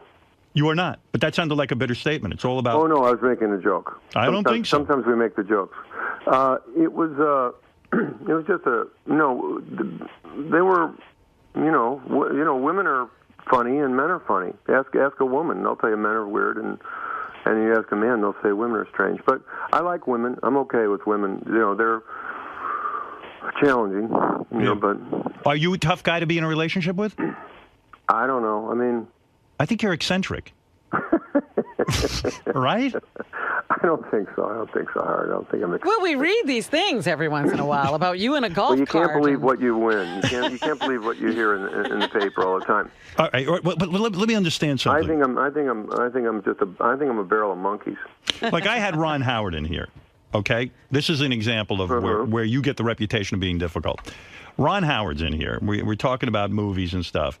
And there was this story about how you had a script that you loved. Yeah. You went to Ron Howard and you said, Ron, I want you to direct this script. I knew this would come back to haunt me. Yeah, go on. No, and he read it and he said, Bill, it's not for me. I don't want to direct this film. And you were so upset with him that it's completely ruined your relationship with Ron Howard. True or false? Well, false, because I never really had a relationship with Ron Howard. Oh. But I liked his movie. I think he made a movie called Eat My Dust or something like that. He directed, or Jackson County Line or something like that. Right. He directed a movie, and I thought, hey, that's good. That's pretty good. He can do this. So I went with him with this movie called Quick Change. Right. Which is a movie we ended up shooting in New York. And I said, why don't you do this? And he said, I don't get it. There's no one to root for. And I thought, that's the craziest Hollywood jive ever. I mean, and I shouldn't say jive, but that's like a term that doesn't spring from any place. Right. For me, and I just thought, well, that didn't make any sense to me. And I was chagrined to hear that, because if like guys driving fast on dirt roads is somebody to root for, and this one wasn't. I see I can compare them. All right, but it's fair to say I like him, and he's a nice person. Yes, and it's fair to say that. Hey, and I enjoyed him in The Shootist with John Wayne too. Yes. he's had a very long and very successful career. But and Bill, that was just an instant. That was a moment. But it is fair to say that someone might not get the script. For whatever reason, it wasn't his cup of tea. Well, yeah, but it was what he said. You felt it like was. He didn't. It wasn't like I got a pass on it. It was like there's no one to root for, and that was just the one that was just landed funny. It was like a boomerang inside your mouth. So you have to be careful what you say to Bill Murray. Like if I was hanging out with you, you will evaluate me because you can detect horseshit when you hear it. Well, everyone thinks they can. Everyone thinks they can. I see. Now, do you remember the one time we were photographed together? I have it hanging on my wall. That's hilarious. And the third person in the picture is? Governor Cuomo.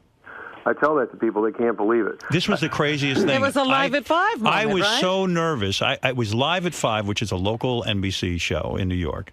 It's the news show. And the guests that day were me. It was Governor Cuomo. Yeah, he was the governor at the time. And Bill Murray. And I was so nervous because for some reason I've always felt that Bill Murray hated me.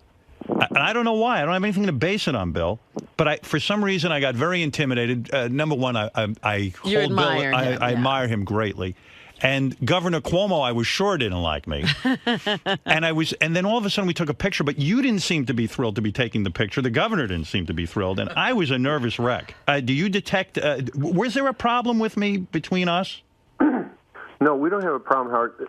I just want to remind you that when we posed for the picture, the guy who was the most uncomfortable was Cuomo, and when it first was set up, it was left to right. It was myself, and then you, and then Mario, and Mario actually said, "Here, Bill, you get in the middle." Right, I do remember that. That's true. He didn't want to stand next to me. Right, he needed something. Yeah, that was very well. Now you know. Buffer. Well, Bill, now you know my life. It was everything I could do to hold it together because I thought, God, this guy is a master. Howard, yeah. Do you remember what happened? So it was Mario Cuomo, Bill, and you. Yeah. And Jerry Knappman walked by. Do you remember what he said? No, what did he say? He goes, "The decline of Western civilization." Bill, is it true? And I want to. There's a reason Bill's calling in. I'm going to get to that, but I have so many questions. Can you hang with me a little bit?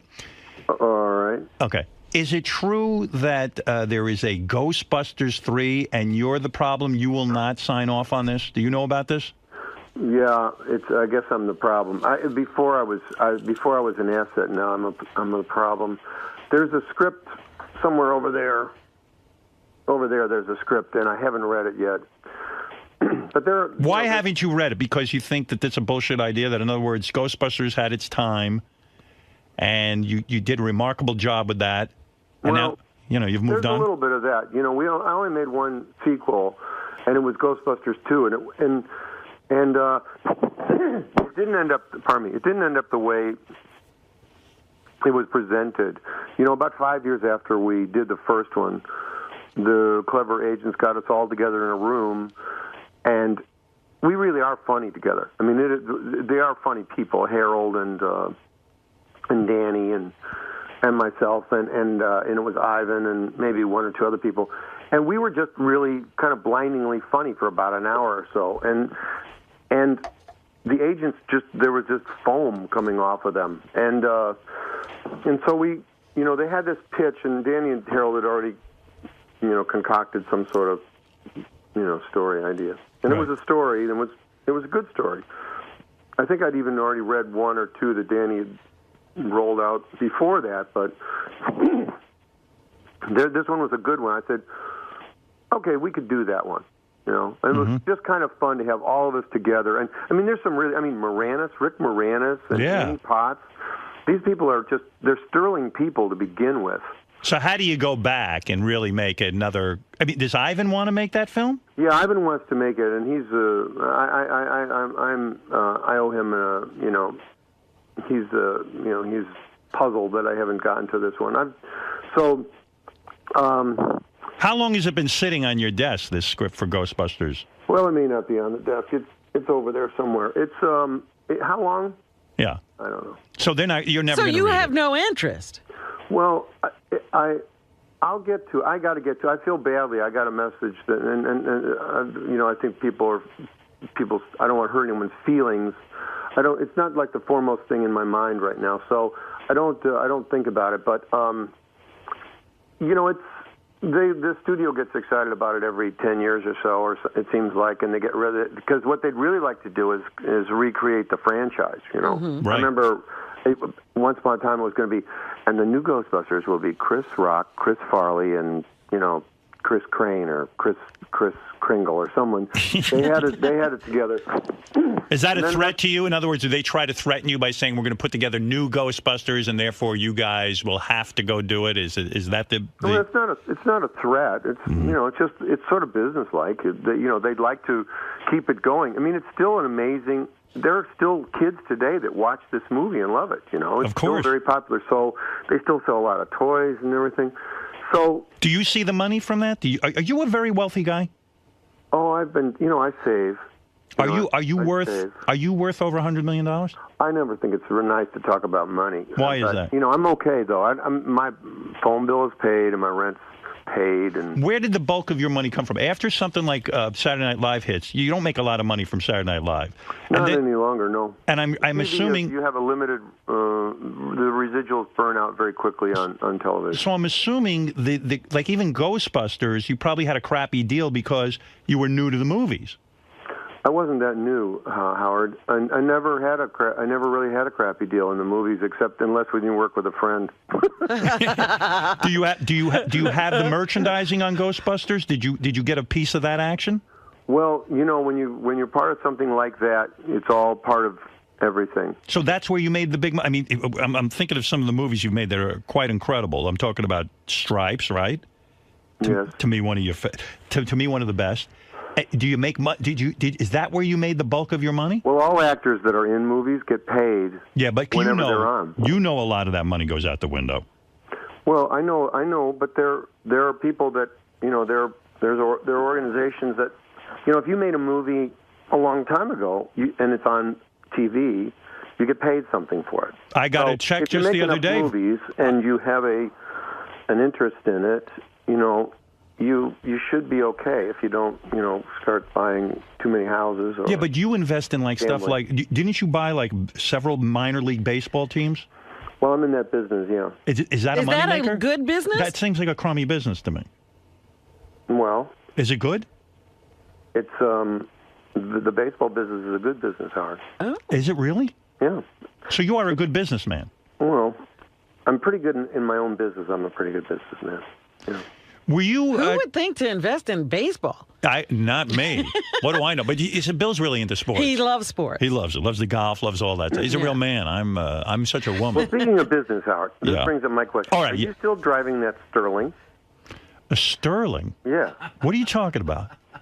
Weren't you plugging the Sterling automobile relentlessly for a couple of years? I've always laughed about this because you would get on your show and talk about this car that you were driving. It's called a Sterling. No, that wasn't me. I don't know anything about cars. Wait a minute. He hardly drives. I mean, I do read live commercials, so maybe that. No. You had a Sterling. Do you remember? I don't even know what it is. It was an English car. No. And it was made on the same sort of chassis as a Honda. Not me. All right, we're going to do the research on this. I'm sure you'll be getting calls, but you used to plug this goofy car, and I used to laugh about it. Really? Never. This is that was an advertisement I've ever driven in my life. Fred. And I go what the hell is with this guy? Fred just told me it was an advertisement. You were plugging this thing relentlessly. Yeah, well, I'm sure. Being paid. That's the way I get paid. It was crazy. I mean, it was probably a sponsor you're talking. But you don't have you don't have one of these in a garage somewhere? No. You're kidding. No. You didn't have one in every color? No, I don't even like to drive. I hate the whole thing. I don't know. Well, in New York, you don't need to drive so much, but it is the best place to drive. The whole thing seems dangerous to me. Mm-hmm. Bill, are you an angry guy? For some reason, I feel like it's out there that first of all, you come from. You have 9 children in your family, right? Oh, he's one of 9. Yeah, one of 9. I feel like when you grow up in a family that large, you get very little attention. Well, how many siblings did you have, Howard? 1. Were you an only child? No, I had 1 sibling. Oh, okay. No, seriously, wasn't it horrible to grow up around that many kids and not get the attention of your mother and father? Well, people would say that's what the middle child syndrome is, that one ends up having to work hard, Right. to get some attention. So I had to work pretty hard to get some attention. You have to work pretty hard to get attention in a house with a lot of kids. Period. Are you in therapy? No. Have you ever had therapy? Yeah, I got depressed once. Yeah, I thought I remembered a bout of depression with you. What were you depressed Is that about? a joke? You remember No, I remember reading that Bill Murray suffers from depression. You do? I don't think so. But, you know. What happened when you went to the shrink? Depression. I basically worked my way through. It wasn't like a shrink. It was just, you know, life just gets a little complicated sometimes. And, you mean with the broads? Well, with women, and you get. Well, I'm being Frank Sinatra. And you have to figure out, you know, what the hell. Why are you behaving this way? Will you ever get married again, or are you completely turned off to marriage? Well, I don't know if I'm completely turned off to anything, but I'm not in eHarmony.com. I'll tell you that. How many times has he been married? I don't even know. Bill, what's the story? He has been married 2 times. Oh, twice. Oh. You must have dated like a maniac, though. When you, during Saturday Night Live, was it one big sexual orgy? I'm talking about the groupies. I'm surprised we ever went to work. Are you serious? No, there's a lot of work, you know. But you know, it was a different time then, and it was fun, and you have a lot of energy. You go around. A lot of drugs. No, I never had a big drug thing particularly. No, I mean you can't most people when they say drugs they mean like cocaine and so forth. You can't be funny. It just destroys your timing.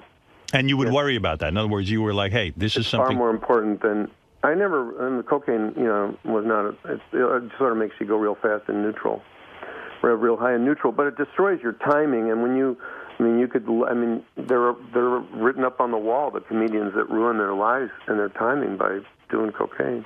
Was it your idea to be on Saturday Night Live to be the guy who, you know, does the songs and sings, you know, the lounge singer? The lounge singer. Was that your concept? Well, I wasn't the first to sing, and no, but you know what I mean. Something that I did a long time ago at Second City. I did it once, and there's a kind of a performer thing that's fun to do, and I like doing it. It turned out to be really a lot of fun to do. Yeah, but I see tons of people imitating that bit. In other words, it's probably the most imitated comedy bit. Everybody takes a song, like a rock song, and then starts to be the lounge singer.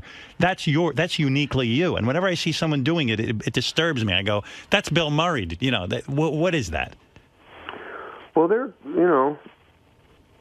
it's just kind of fun to get it out there in the world. I mean, like I've got sons that watch, like, the Anchorman movie, you know, and they just do bits from it. People do bits from movies. I realize that now, that people do bits from my movies, bits from, you know, Will Ferrell's movies, and they just like certain things that resonate in a moment. Like something will happen, and they'll just sort of spit out a line. It's iconic, that bit. I'm from telling a movie, you know. Yeah. And so they'll do it, or they'll see someone do a kind of like, you know, greasy piece of entertaining, and they'll go off on something that harmonizes with it. So, Bill, talk to me about the sex for 1 minute, because I'm running out of time here, and I want to talk about Get Low also, which is available today on DVD. But first of all, talk to me about the sex. Did you have tons of famous women, and are famous women better than, let's say, regular women? Well, I just think the only thing about, when you talk about famous or whatever, you know, it's like tons of women. The thing that's interesting about being famous with women is that women will speak to you. Yes. They'll talk to you. It's a groundbreaker. And it's not necessarily that, I'm going to end up with sex because I'm famous. It's more interesting to talk to women. I mean, I'm not putting sex down in any way, but it's just kind of interesting to get women to start talking without having to be, you know, some sort of safe cracker or, you know, kind of like clever, you know. It's an icebreaker. It's just easy to allow women to speak because of the sort of sexual game that's played all the time. Yes, people don't really show themselves to you. So I know what people you're will show talking you- about. Yeah, I'm sure you do. No, I'm saying I'm not an attractive man, and I walk into a room. No, and by no means. By no means am I attractive, but you'll agree to that. Wow. And I walk into a room, and women are willing to speak to me because they feel they know me already, and they feel safe in a sense. Yeah, and that's you know, I mean, when you're 22 or something, that's not very important. But you realize as time goes on how important that is. Not just to, but did you not get just to have enjoy, a conversation, but to really sort of put you on the planet, to ground you on the planet. That people are actually speaking directly and honestly. It's very refreshing. But so Bill, are you did trying you get to imply that he got a lot of the hosts of the show? How many female hosts of the show did you bang, and then go through a laundry list of women that we would all know, and share with us some of their sexual desires? Yeah, I know. Go ahead, Bill. No, that's not. That's like saying what your favorite golf course is. That's not polite. You're not supposed to do that. Of course, you're not supposed to, but do it anyway. But there are ones that I'm crazy about. The ones I'm really crazy about are the ones I didn't. You know, I remember when Sissy Spacek was on the show. I thought she was like, and she still is really handsome. But I was crazy about Sissy Spacek because. So why not have sex with her?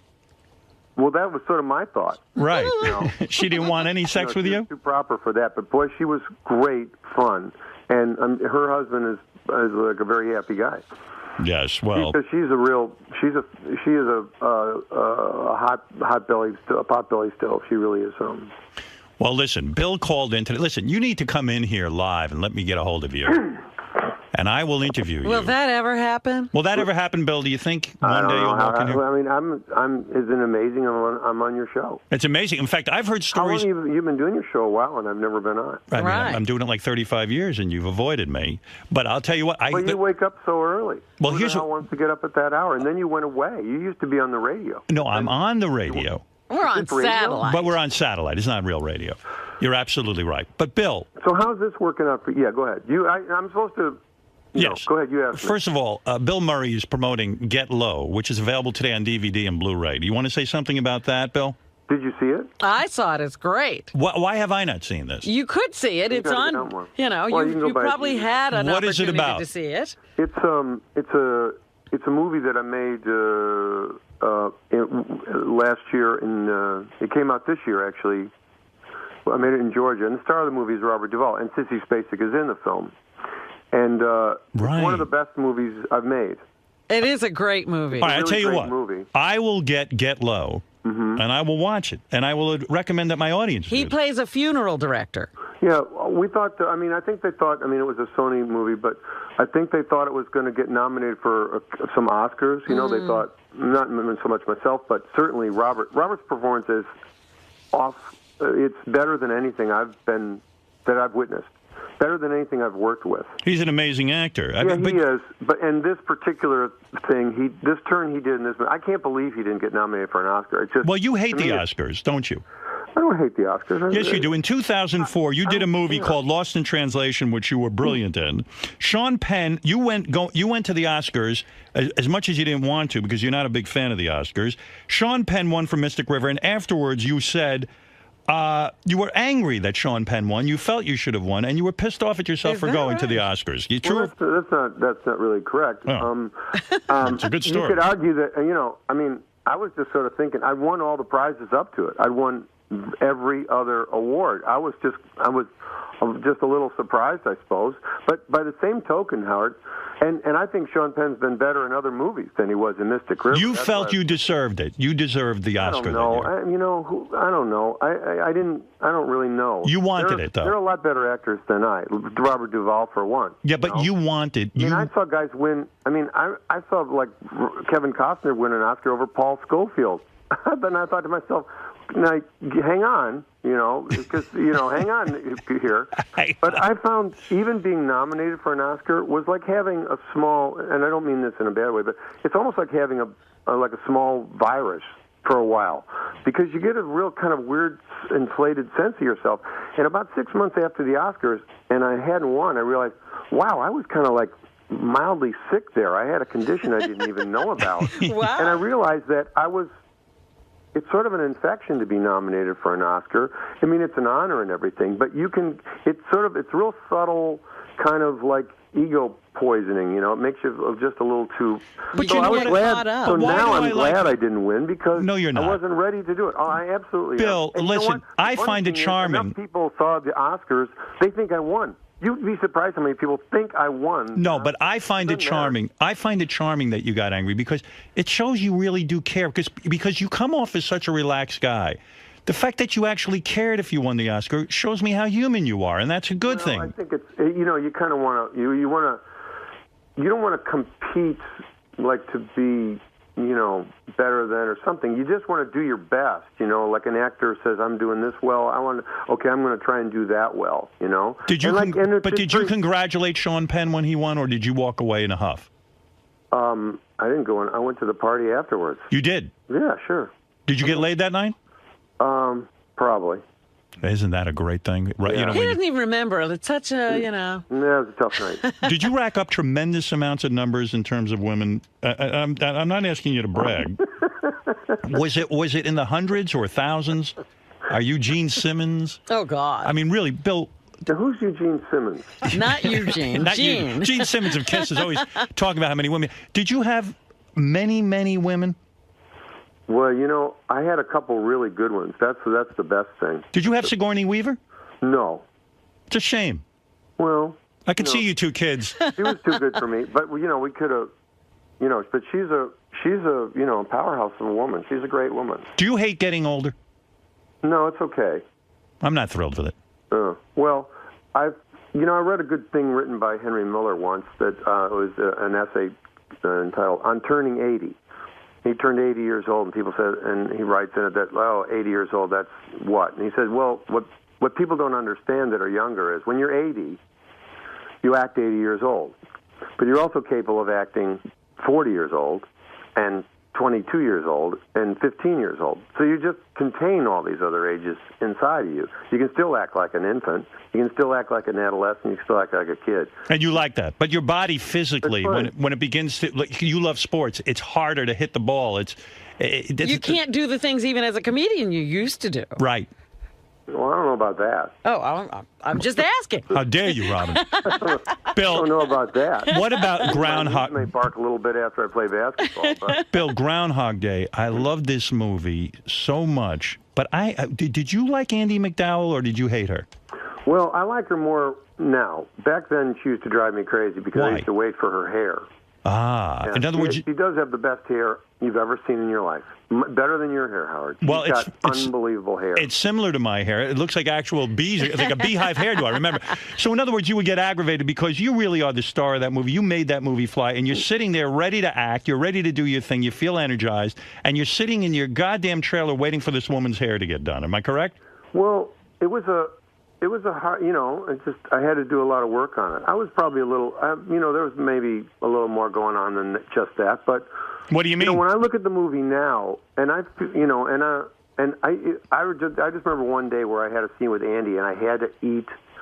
I was stuffing cake into my mouth. I made the choice that I was going to be eating large pieces of cake through the scene. Right. And Andy kept blowing her lines, and it drove me crazy because I probably ate somewhere in the neighborhood of 40,000 calories worth of cake, and I'm not a barfer. So there I was with all this cake in me, right. And I do this scene, and I do it really great, and Andy didn't know her lines, and I was very frustrated. Mm-hmm. But when I look at the movie now, it really is I look and I went, God dang, look at that. It's a masterpiece. It really is. It is a great movie, and she's great in it. She is. Yeah. But I hear what you're saying. With movies, they can save you. You can do 500 takes. But as the guy who has to be funny, and you've done something good. Yeah, as the guy that had to eat the cake, I was not happy. And so did it come down to that you wouldn't even speak to her? No, that's not. You can't get movies done not speaking to people. You've got to get, no matter what kind of person you're working with, you've got to get results. Did you sleep with her? No. Gwyneth Paltrow? No, I wish I did. Scarlett Johansson? Gwyneth Paltrow's she's the most attractive girl I've met. She is sexy, right? Better than Scarlett Johansson. Gwyneth Paltrow is like a big human being. She's a really extraordinary person in many ways, and she's really kind, too. You wish you could make love to her? Oh, I don't think about it. She's dating. Oh, no, please. she's got a husband and kids. I don't think about it. Big deal. She's a really wonderful girl. I tell you, I could talk to you all day. I'm not going to hold you here all. But Bill Murray has a movie out, Get Low. It's available today on DVD and Blu-ray. It stars Robert Duvall. Bobby D. Which Bobby D is a better actor, De Niro or Duvall, or you can't even separate them? Well, you don't. That's. I don't like to live in a world of comparison. I've worked with them both, and they're both really great. Right. I'm probably friendlier along with Bobby D than with Bobby. So I see. But I've known Bobby De Niro a long time, and I'm friendly with him, and we've shared a lot of things. Robert Duvall is a character. He's an absolute character. I think his but I will say his performance in this movie is the best I've ever witnessed. Yeah, absolutely. Do you think you're eccentric in the sense that, like, I've read that you show up to people's parties randomly. You're not invited. I'm not talking about celebrity parties. I'm talking about people. He just shows up at a person's house? You just show up at people's homes. Is that true or false? Well, as long as you bring something, it's the people that don't bring anything that are Bill, that's wild. You can crash a party. A nice bottle of wine or champagne or something.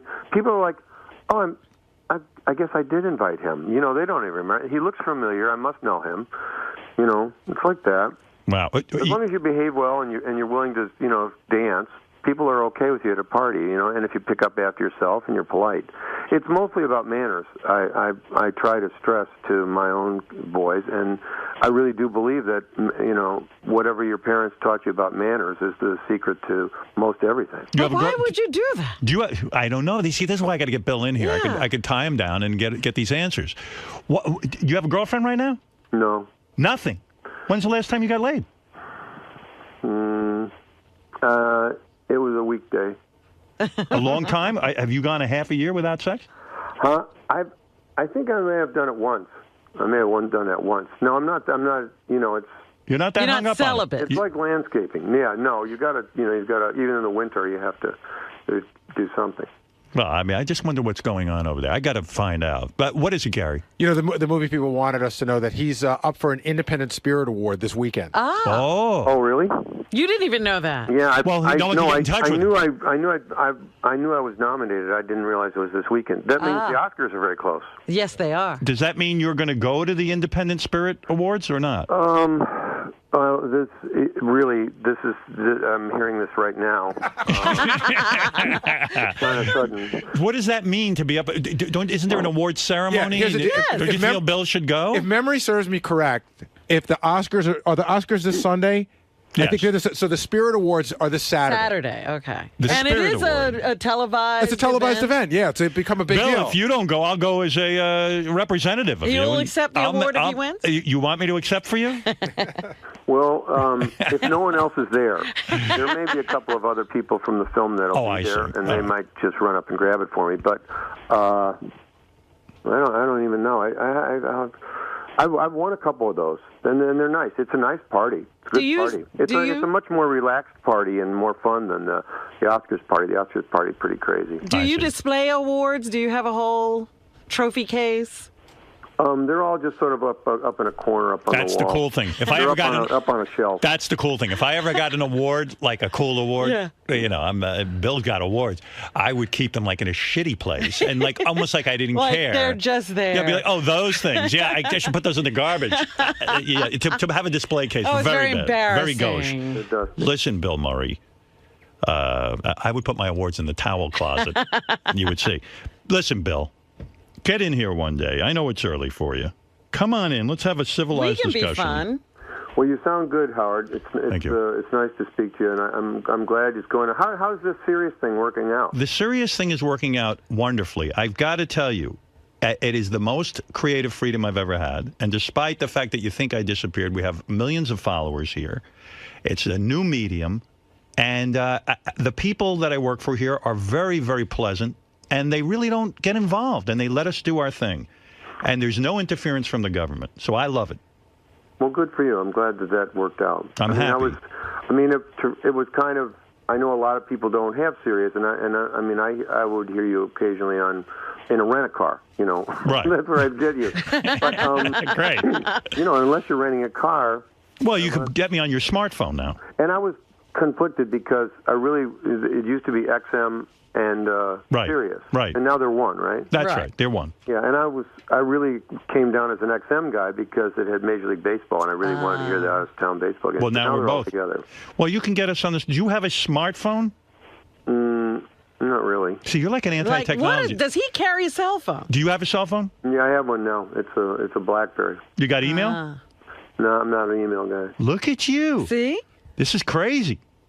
I love all this new technology. You're certainly not on Facebook or Twitter. You on Twitter? What's your name? I'll follow There are you. guys. There's someone named Bill Murray on Facebook. But It's not you. I. Steve Martin's on Twitter. I follow him. I read him. It's very good. Do you like Steve? I haven't seen Steve in a coon's age. He had a funny thing that he did. He used to give people, when people would ask for his autograph, he'd reach in his wallet and he'd hand them a card. And you should find out what it said, but it was pretty much saying, this is just to acknowledge that you met me. Yeah. And so on. It's a really funny card. He spends time doing stuff like that. Will you sign autographs for fans? Sure. You will. You're not uptight about that. Well, I don't. The pros give me the creeps. The guys who show up at a right, professionals with lots and lots of things that they've collected. Yeah. Jeez, I hate to hang up on you. I had a whole bunch of questions for you about a bunch of different things, but I feel I'm holding you hostage. That's all right. Hope you're doing this from bed. Howard, I want you to see this movie, and then I will. You tell me. But this is it's a really beautiful movie. This guy Aaron made a beautiful movie. The movie's called Get Low. It's available today on DVD and Blu-ray. What are you doing today? What are you going to be doing? Today, we playing golf? Today I might putt a little bit. I won a golf tournament last week in Pebble Beach. I heard you were excited. It was fun. Golf, no, today I'm just going to, you know what I'm going to do? I'm going to try and find that Ghostbusters script. It's over there somewhere. Yeah, I'll call Ivan and let him know you were reading it. I have to call him too. Okay. All right, Bill. All right, you guys take care. All right, thank you. Take the day off, will you? You work too much. I know, I'm exhausted. Okay. All right, man. Well, I love you, and I appreciate you, and keep on doing what you're doing. Thanks, Howard. All right, Bill. Bill Murray. Bye. Everyone. The movie is called Get Low. Cut off my own mic. My excitement. Oh, did you? Yeah. I love that guy. Oh, it's such fun to talk to him. He I has wanted that to.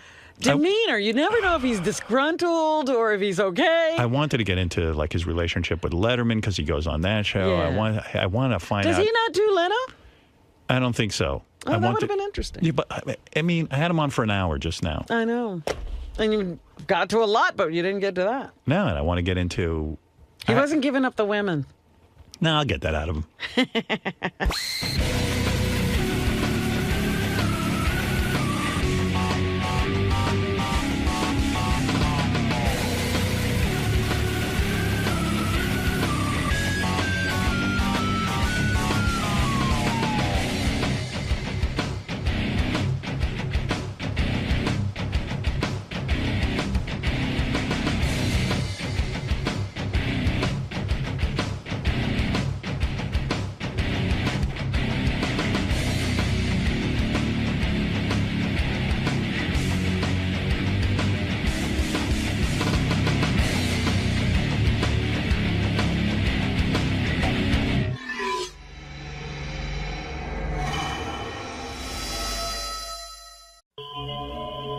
Stevie boy, what's happening, man? Steve Langford from the Howard 100 News. Look at this guy. He loves the news. He's ready to go, frothing at the mouth like a rabid dog. Go ahead, Steve. Well, whose life are you ruining now? Yeah, That's come on. what they say. Ruin some lives.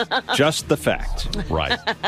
A political shitstorm in Gary Dell'Abate's hometown, the descendant of one of America's foremost feminists, carrying around a bag of feces and hauling it out at meetings, apparently to express her opposition to Dell'Abate's nomination to a local board. Uh-oh, it's enraged her and put her on fire. Let me get this right, okay? I heard that the woman, I read the article too. The woman who is against Gary's appointment or questions Gary's appointment got a bag of feces. She says in her mailbox at home. So now, instead of throwing out the bag of feces, are you telling me for real she goes to the meetings carrying a smelly bag of feces? Twice. now. Now, she initially said And she what is wanted her- authorities to investigate this. How do you investigate if you don't have the evidence? What is her point in carrying the bag of feces? To say that Gary shouldn't be on the board because she got feces in the mail? Well, look, if the story is true, and there's no reason to suggest that, anybody pulled a stunt here, she has a legitimate grievance here. I mean, clearly I somebody... agree. But it has nothing to do with Gary. It's a smear campaign, clearly. Right. What's going on, Gary? It's crazy where you live. I've been in the cover of my paper like 7 days in a row. Are you It's killing kidding? me. This woman is tormenting me. So Why I why don't you just not be on the board? Because now it's like I'm not stopping. I'm not letting her. Right, because right. you know what? The deal is, I don't want to get into the minutia of it, but these appointment boards sort of are advisory only. Like if they said 0 to 12, I still get to go before everybody. Right. And I'm pretty confident that when I go in front of the 250 people, that I'm going to win. Right. It's like a vocal minority that are up there. But when this thing first happened, when they found the feces in her mailbox, they asked me if I would come to town hall and meet with her, and I was like, okay, I'm around. And so I sat down, and she took it out and put it on the table, as if you had done this to her. Well, and I said, so the guy that we were meeting with, we're like, what are you doing? I know, we believe you. And you know what feces is. Yeah. You mean, and the whole room must stink, right? So 9 days. Wait, no, you can't brush over this. Yes, it smells. You're sitting there with her, and she pulls out a bag of feces. Yes, and she opens it up and she shows it Did she to us. take it out of her purse? It was in a big bag, like one of those sort of tote And bags. now she's walking around like Jesus with the cross. She's walking around as a big martyr because she has this bag of feces. Well, I And don't. How many days old is the bag of feces? Well, now since Week and a half it was now. Tuesday night's meeting, so to the best of my, that was 10 days old. You know what you should have done? You should have taken out a bag of feces, or you should just shit on a table and put it in a bag to make her feel at home. I mean, what is she? What I mean, I don't know this woman.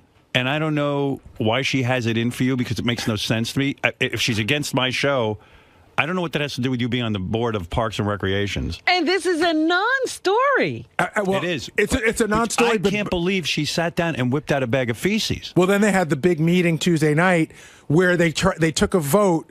First time in the history of the town, they took a vote to re-vote on me. They've never re-voted on a candidate. They're changing the rules. They're doing everything. But wait a second. They already had a vote on you, and you passed. Right. So then they had a vote to re-vote. Right. Which passed. So then they re-voted, and I still won, but just by less of a margin. Ooh, I mean, she actually got people against you. Well, she had abstained the first time. She did not vote against me. So I think she wanted to re-vote so she could go on record, my guess, to go on record as having voted against me. And why is she against you? What is the reason? She doesn't like what you degrade women, and her great-great-grandmother was women's rights, and she doesn't like people who degrade women. But why is she carrying a bag of shit? So we all know she had a bag of shit in her mailbox. And by the way, I don't because condone now that. she has suffered. I don't condone that, but that reminds me of my mom. When my mom would suffer, like, she would say to me, you have a dirty room, and your room, we gave you a room, and you must keep it clean. You know what I mean? Like she's walking, when Jesus with the cross, I mean, she's walking around. Jesus didn't complain that much. Yeah, I mean, Jesus was a cool guy.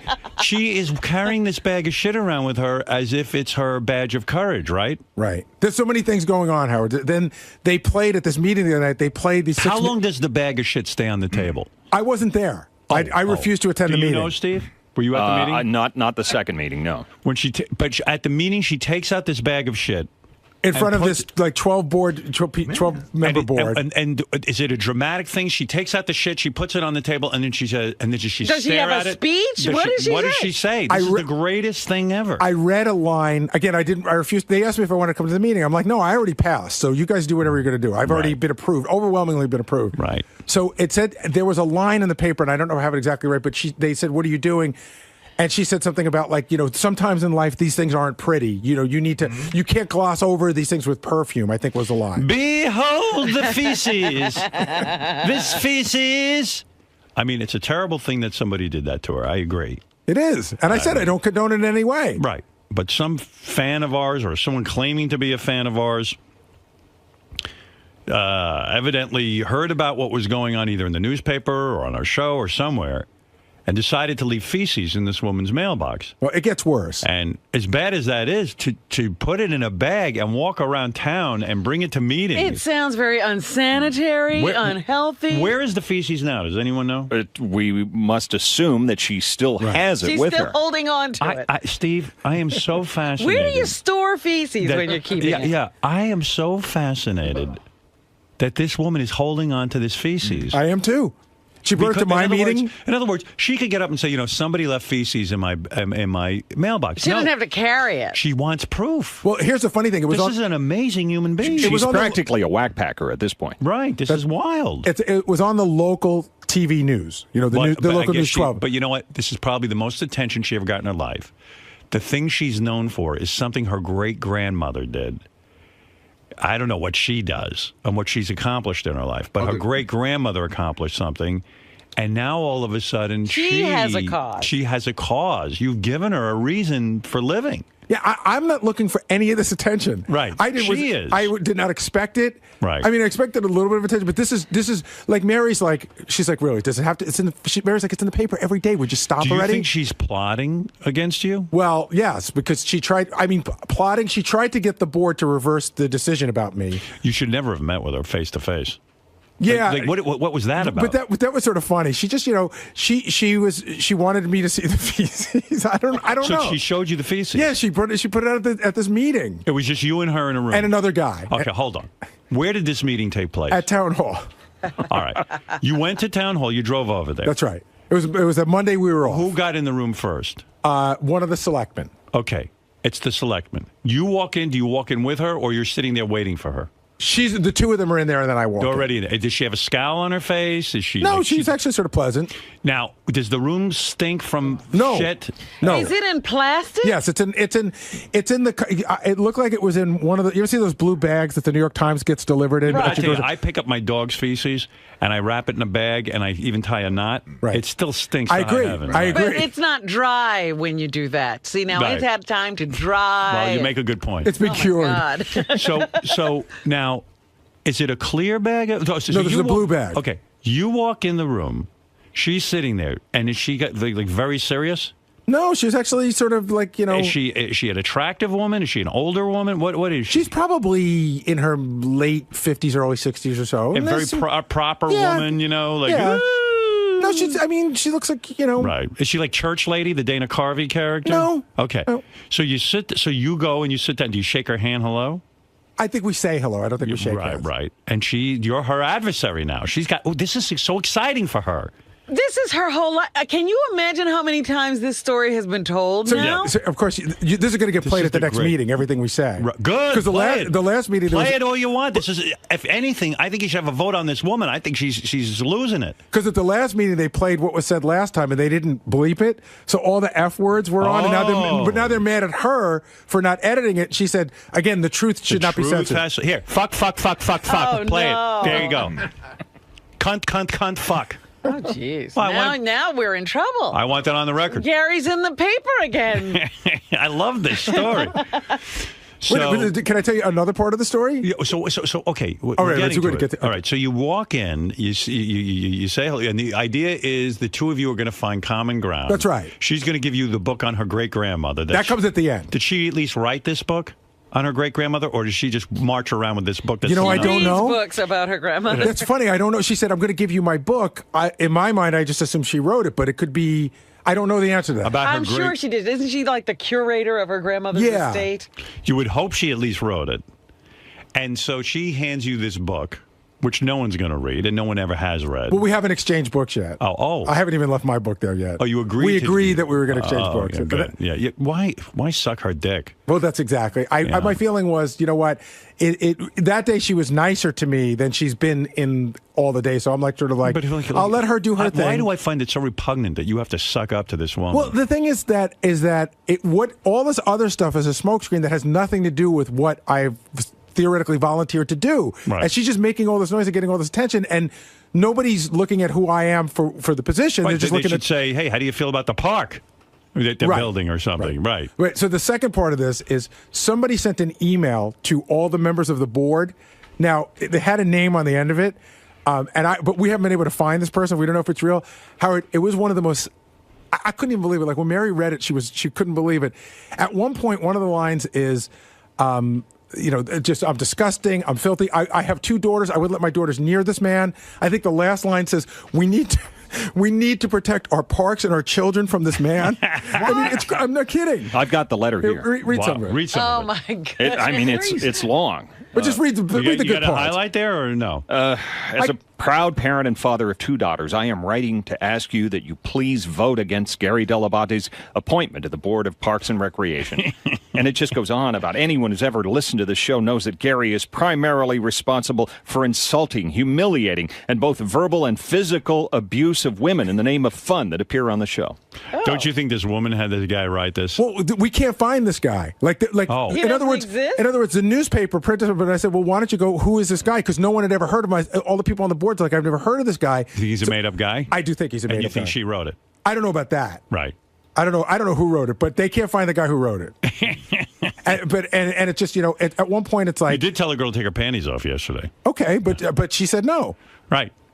I forced her to do nothing. I don't know if you can be on the Parks and Recreations. Well, that was the other thing. We've got to protect our parks from this guy. One of the conversations I was having with that woman in our feces meeting was, I kept saying to her, I don't understand with what I do has to do with the position. And she kept referring to the baloney incident because she's the one who brought it up. And she said, well, that's recreation. And I'm like, that's not, I don't understand what you're saying. You're not going to have a baloney throwing park recreational event. Right. Oh my God! What do you do? You know what it is? Well, I think this is now taking a life of its own. I'm up to my tits in quicksand. Is what's going on. Yeah, right. Like I can't get out now. Well, I can see that Gary may have to leave this community completely. You're going to be drummed out. I've gotten like a lot. Frankenstein. I've gotten light torches. I've gotten a lot of calls of support, including a call yesterday from my congressman saying, "Just stay with it. You're a good guy." Of course. Listen, this guy is probably the best father I've ever met out of anyone I know. Better than any father I've ever seen. And better community member. What a community member. And organized and all this stuff. All and you his can wife, hope for is somebody to participate. Gary participates. His wife and family are lovely. And he's sitting and defending himself to this woman is beyond my comprehension. So when does she do the martyr move and pull out the bag of shit? Like it's like a third of the way through the meeting. And what happens? What does she say to you? She goes, I want you to know what I went through. So she reaches in the bag and we don't know what's coming next. Right. And so if I could imagine you have like a plastic bag and if you keep folding it down and folding it down. Yeah. So she pulled it out and she's in the tote bag doing something. I don't know what it is, but she's folding it down. So when it comes out of the tote bag, it's, exposed shit. Did she opened up the shit? Yeah. So in other words, so you could see the shit. Right. Now, let me ask you something. How big a shit was it? It's like a dog turd. I don't think it's human. Right. It doesn't appear. I don't know. I mean, I have a dog. It looks like it came from my dog. So it was just one turd. There were like 2 little ones. Two little ones. turds. So did she have to scrape this up? I mean, how was it delivered to her? They were fairly fully formed turds, the kind that you could pick up. So in other words, rather than keep the bag sealed, she opened it so the smell would waft. Right. And she wants you to see what she went presented it. I need. Right. She needs to show you proof. So what do you say to that? Because you're going to go, like, hey, I'm sorry you went through that. But why are you carrying around shit, lady? But I'm wondering how it got into the bag. So she gets it. Let me ask you Maybe something. it was delivered in that bag. I don't know. Do you really think this woman, with what she's doing and carrying on with bags of shit, do you think she should be sitting on the board? Well, that's for others to decide. But it's been I've been hearing discussion about it. Like everyone's. You should mount a campaign against her. People are very upset. In fact, the place that she did it, which is to me so ironic, was they were having the meeting on the place where people eat lunch that work at the town. That's where she threw it down. Listen, wouldn't it be funny? She calls for another vote. She gets the next vote. And it turns out you get through, and she is voted out. That would be the best. So what does she do, actually? Why is she why does she have this elected? Listen, yes. Nobody could have this much time on their hands. Does she have a job? I don't know the answer to that. I mean, this is a tremendous amount of effort. So I've gone through her committee. I'm done. Right. She can't do too. Well, she can do more, and I'll tell you. Now I have to go through another committee this Tuesday, which is the Parks and Recreation Committee. I don't know if there's another one of her type on that committee. Do you have to show up for that? Yes, I have to show up for that. And then usually these are rubber stamp things. And then finally, in a couple of weeks, I go before the whole 250 people and they vote. Wow. But people get to come up. They get 3 minutes each to speak. Oh, so God. she's almost definitely going to be there to speak against me. Goodness. This is some story. But I've lined up some good people to speak for me. You know what you need to do, Gary? You need to invite her over to your home. No. What if she brings the bag of shit? Shows it to the kids. Is there any way to find out where the bag of shit is now? Like, is it in her house? Is it kept at where? Does It's she obviously keep it in a cool, dry place? It's kept somewhere. It was supposed to be, according to her initial interview with the newspaper, it was supposed to have been handed over to the Postmaster General. Right. But it wasn't. Boy. Why not? I don't know. Well, she needed to show it She to likes you. holding on to it. Right. Do you think at the next meeting there'll be a final unveiling of the shit? Because I'd almost go for that. Well, see, Is the shit tour over? Here's the funny thing. She's not on the board of the next meeting, but the next meeting is a public meeting, so she could, She as could a bring it. citizen, She show will up. definitely testify. This bag of shit is becoming to me like the King Tut exhibit. Like, I want to go when she brings it on tour. I love it. There are a lot of people who are involved with the town in politics who are embarrassed by this whole situation. Of course. Not by me, by this. Well, of course. It's It's almost making a mockery of your little it's community. almost like the movie Animal. I mean, it is. She's so Dean Warmer. It's crazy. And the whipping out of the turd. I mean, do you realize if this was a comedy with Belushi and Chevy Chase and, it would be terrific. I know. I'm almost thinking of making this into a film. With the turd. So when she opens up this duty, did you laugh? What did you do? I know The guy and I, we both were like, we go, what are you doing? And the other guy that was with me, he goes, put that away. And she goes, you need to see it. And we both go, we believe you. You don't laugh? You didn't. No, I was like, I go, just. First of all, it was on the news, and the funny thing was when they showed it on the news, which it was in her hand, her showing it. Yeah. They cubed it out, which is so funny because it was just a pile of shit, but they cubed it out, but you could see it was shit. So I was like, I saw the So news. you mean on the news she had the bag of shit with her, and she opened it up in the way that she did at the meeting? Well, listen, somebody was holding it in their hands. I'm gonna assume it was hers. She doesn't appear to want to give up ownership of it. This is an important bag of shit. But why do they have to cube it out on TV? Robin, please. Oh my God, we're in a crazy nightmare. Do you have no morals? It's funny What than if that. children saw shit? Robin, they did a long shot of it where you could see what it was, and that was fine. But when they did the close up, that's when they cubed it. Well, listen, they're young children. If they see duty, it could affect them in a negative way. Because kids have never seen duty. Who knows? Children might start shitting. So anyway, my tiny little volunteer appointment has become a referendum on the show. I love it. So the other thing was, at this meeting the other night too, I told you they played it and had all the Well, you just hit it on the head. They're really voting on the show. That's right. They're not That's right. voting on you. There's one other thing I got to bring up Be though. at these meetings. No. There's one other thing I got to bring up. Somebody else at this last meeting pulled something off of Stern Fan Network, which they don't realize is not our thing. And she started to read from it. And my understanding was that there were two other people waiting for their appointment, which that meeting ended after the shit came out because everyone left. But somebody started reading, and in this thing there was the N-word was used and the word spick was used. Right. And I understand that one of the people waiting to be appointed was Hispanic. So now there's a whole chain letter going around about how you can't talk like that at meetings. Everything's upside down. No one ever once even probably attended these stupid meetings. I mean, this is the most exciting thing that has happened. It really is, finally we're getting some attention and people can see what I do.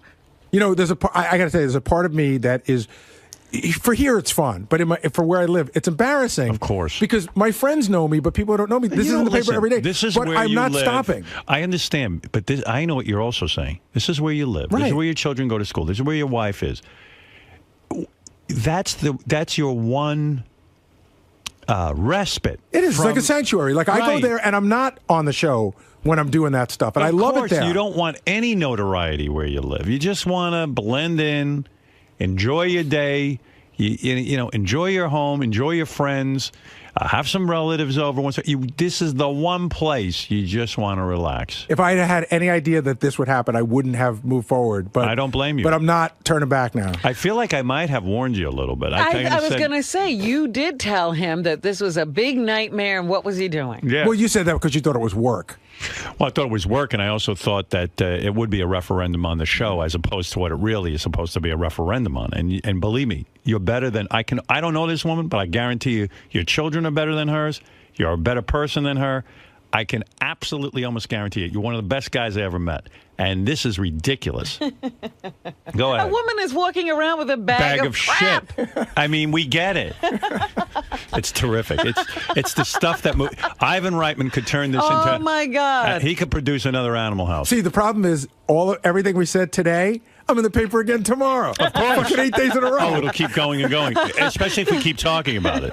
The story gets no energy unless we keep talking about it. Well, and she keeps talking about it. Right. She kept the energy up while we were on vacation. Right. Where did she go? To the news media? Well, one of the things she said in the meeting, she got very upset. She almost came to tears, and she's like, the news came to my door, and no one's ever been to my door before. And I said, well, why'd you answer it? Hold on. I said, but you emailed the newspaper.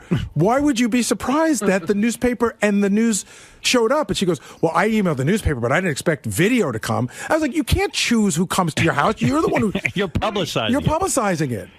Here's what, if it would have been me, I would have taken it, thrown it away, and I wouldn't have told a soul. Right. Meaning, all you're not going to fuel it. But she said to me, like she has a lot of these catchphrases, and in the meeting, even though I didn't tell her what to do or what not to do, she looked me in the eye. She goes, "I'm going to tell you right now. When it comes to this, I will not be silenced." And I was like, "Nobody's asking to be silent. Talk all you want." I'm not trying to silence her. No. But if you're going to go around talking about it and carrying a bag of shit around with you, you can guarantee that news media will cover you. I mean, there's a woman in your neighborhood walking around with a bag of shit. I love how she got all upset because the news media came to her door after she alerted them by email. Exactly. Listen, this is such, when you think about the nonsense that is going on here, it's mind-boggling. But, all right, listen, it's the stuff comedies are made of. Yes. Does this whole incident make you that much more proud to work for the show? The fact that it's turned in and exposed some of these people who claim to be holier than thou. Yeah, I mean, I don't know that it's going to change anything up there, but yeah, it is interesting that I didn't have, all she needed to do was talk for people to figure out what she's all about, and that's fine. And she's who she is, and I'm who I am, and we could all represent the town in some capacity, but I don't have to agree with her, and I don't. Now, the other thing was that a local congressman told you just to stay the course, that you're a good guy. But are you thinking about giving up in any way? Does it become too much? It's too late to give up now, because if I give up, I really do believe it's just a handful of people. So if I am going down, I'm going down in flames. But I'm not stopping now. So the hassle is truly worth it at this point. Well, I've invested so much in that to walk away now would be stupid. I might as well. I'm only gonna get another 2 weeks of shit, and I've already gotten so much shit that I might as well just keep going. So at least I could, I am pretty sure I will be appointed. And if I'm not, that'll be a story too. There has been a lot of shit. Yes. Let me tell you something about this fucking Colleen Jenkins bitch, okay? Gary has never endangered anyone's health. You can't bring a bag of shit to a public place and pull it out and put it on a table in front of other people. This chick is a monster. You should be thrown in jail for doing something like that. If I brought a bag of shit to work, I'd be fired. This woman is out of control. Did Gary throw baloney at a woman's ass? Yes. Has he touched boobs to make sure that they were real or fake? Yes. Has he said some things that could maybe be construed as anti-feminist? I don't know. But I'll tell you what Gary's never done. He's never shit in a bag and brought it to work. Never, as far as I know. It's disgusting, it's criminal, and she should be thrown out of the community. Thank you. Steve, in all your years of reporting, have you ever seen a ridiculous act like this pulled before, where someone's actually bringing a bag of feces into a political forum? I worked at Hard Copy. I worked at A Current Affair. This is one of the greatest stories I've ever had the privilege of covering. And are you that much more proud to be affiliated with the Howard Stern Show? Absolutely. Based on the reaction of these... Regardless of where you work, it's the story that counts.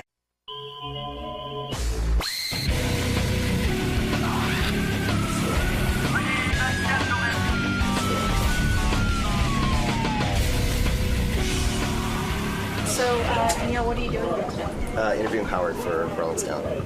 Are you nervous?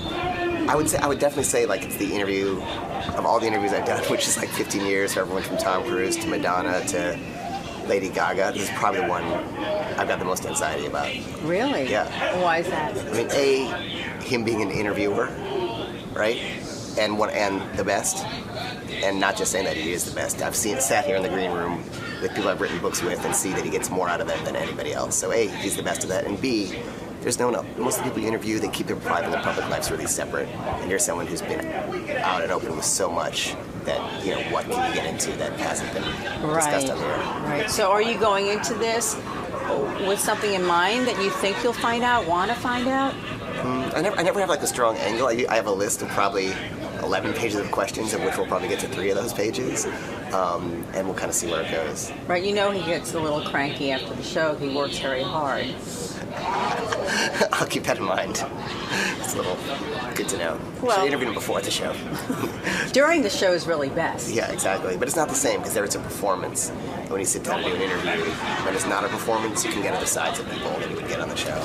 Okay, we'll break away. Any advice for me, by the way? I have to steal Neil away. If you'll follow me, please. I'm gonna, safe to leave my bag in there? Yeah, why don't you bring it with you? Just because you're just going to be in here for so long, it's always good to just have it with you. Just so you know, we're not on the air yet.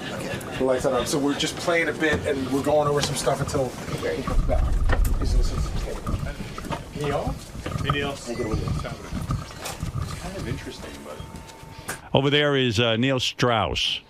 Neil is a writer for Rolling Stone magazine. We're being observed. Anyway, Neil and I will have a conversation later this afternoon where I will reveal myself to him. Does he have poignant... questions? Yes, questions. He looks things that will split you open. He looks very unprepared, quite frankly. Have you prepared for the interview with me at all? Yeah, I got to say, and I've interviewed people for maybe 15, 20 years at Rolling Stone. Right. This is the one I've been the most nervous about, that I've done the most preparation for. And Neil has actually been around here a couple of times because he's written some celebrity books. Uh-huh. You know, where the celebrity pretends he wrote them. Right. Right. And meanwhile, Neil did all the work. You're the author of The Game, which is a book on, it's considered the most important book on how to pick up women. But it's not really, it's really a book about, it's not really a how-to book. I think it's got a bad reputation as that, and it is that partly, but it's a book about male insecurity. It's just my own story about learning. Because you get laid a lot, right? Even though, like, you're not some beauty. Thank you. Yeah, well, I mean, listen, I'm joining the club. It's right. true. Like, you get laid a lot. Yeah, and I didn't before. I just studied, and this wasn't, it was with Judith Regan, actually. You wrote the book for Judith. Yeah, and it was, and I spent 2 years, like, just learning from the world's greatest pickup artists around the world till I figured out how it worked. Because I was the book isn't so much about picking up women, it's more about how to sort of empower yourself and get a good attitude, right? That kind of thing, like a self-help book? That's not that generic self-help thing at all. Oh. Yeah, no, it's more like... it's more about male insecurity, being a clueless guy who didn't know how to do anything, and all of a sudden learning the rules by which women operate. How much, if you don't mind me being crude, how much pussy do you get? I mean, honestly, I'll tell you. Right now, I've had a girlfriend for the last year. Okay, but during the game, it got so that. And I know, and you can challenge me on it, it's fine, but it's true. I'm not challenging. Yeah, but it got so that I could walk up to any woman, I'd say like 95% chance get the phone number, 90% see her again, and if she didn't have a boyfriend, there was a good chance we'd sleep together. And wow. In other words, were you doing this to prove a point, or? I mean, I think I was. The truth is, I think it was coming from a deep sense of low self-esteem from being the guy who never got laid in high school or college. Were these girls a 10 or a 9 as opposed to like a 2? I mean, like right? No. The better. Well, it's interesting. The better I got at it, obviously, the more challenging the women are. But what I also found that it was sometimes easier on, if we're going to rate women, like a 9 or a 10 than a 2, because a 2. I couldn't get 2s. Right. Sometimes I get really hot chicks. I couldn't get the 2s. I couldn't get fat chicks. It's true. Guys think it's going to be easier if they approach that girl and she's going to give them more shit than anybody. I can see you know what you're talking about. Yeah. Because it was for me, I'd go in high school, I'd go to these parties with these fat chicks. I said, well, you know what? This will be good for my self-esteem. I'll fuck a fat chick. They all brush me off. Yeah. Oh, yeah. Well, what is that? Yeah. And another interesting thing, right, is that I found that, and we'll go with numbers again, but like a 7 or 8 for a guy who's not as good looking like us is going to be more difficult than a 9 or a 10 because they don't need to validate themselves with a good looking guy. Some girls. So let me understand something. So you know even who to go after and how to approach them. You wrote a book called The Game. Right. When did you write the book? It came out like 2005. Okay. I see Richard Roper's on the phone. But I don't want to. We can talk later. I'll be around. Yeah. No, this is good. Okay. You wrote the book, The Game. And the premise, you're a guy who never got laid in high school. How old were you when you lost your virginity? 21. Okay, wow. So that's really late. Yeah. That's true. Like even in college you didn't get it. Yeah, like you are pathetic. And I went to Vassar, a women's college. Women's college. Yeah, on purpose. And you couldn't get laid there. I didn't get laid even not with a single person. So you were like the nerdy, dweeby guy. Completely. And my prom date, and this isn't even the book I remembered afterward, but my prom date left prom with another guy. Oh, wow. Yeah. Oh, wow. Yeah. Like, how old were you when you first kissed a girl? I think I think senior year in high school, like a freshman girl. So you were the loser's loser. I mean, were? Yeah. I mean, I wasn't good with women. Didn't like me. And you had some sort of epiphany where all of a sudden you knew how to get laid.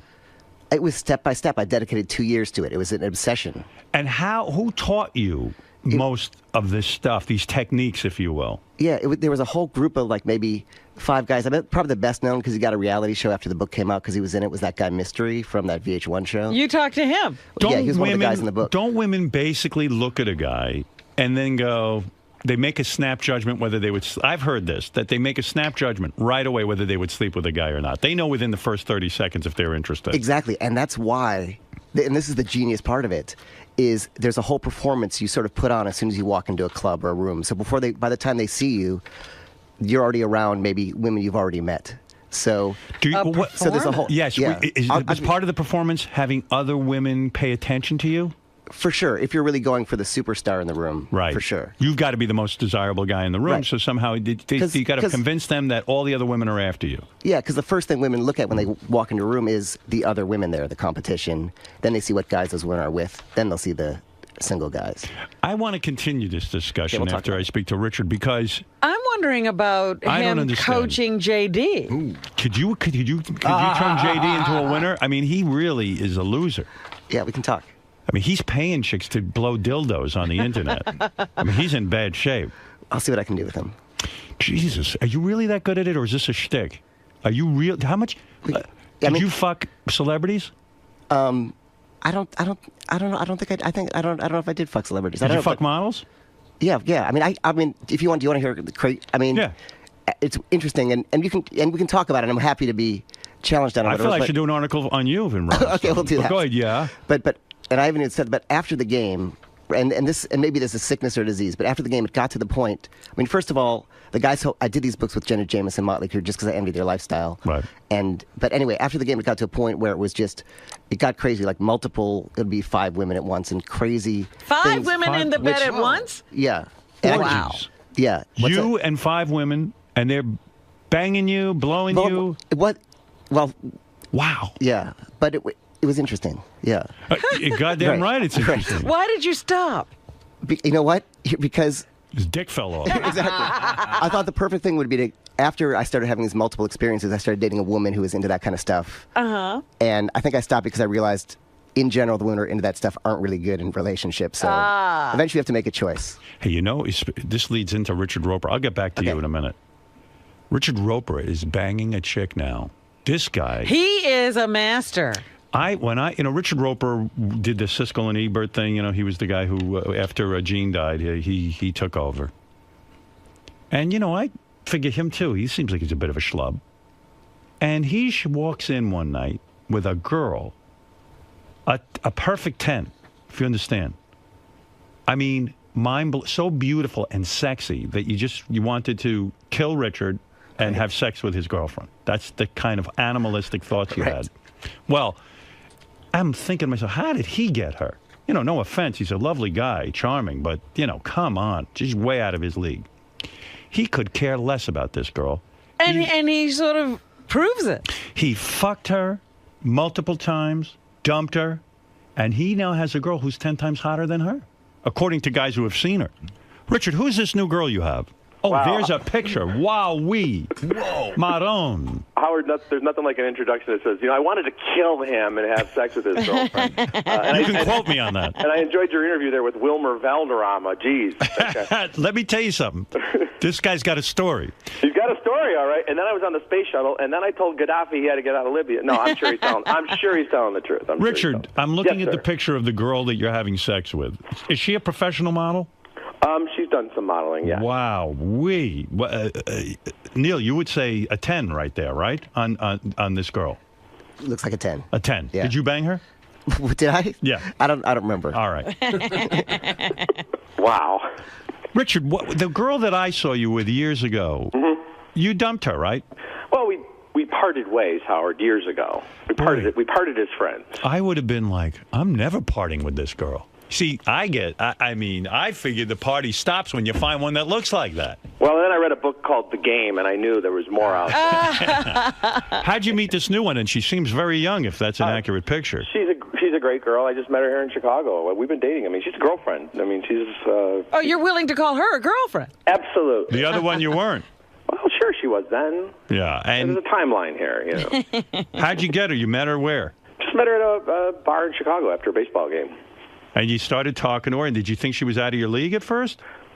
You know, I just thought she was a very sweet, adorable, a beautiful girl. But you can't tell that from across a room. Sure you can, Robin. Put a picture of Richard's...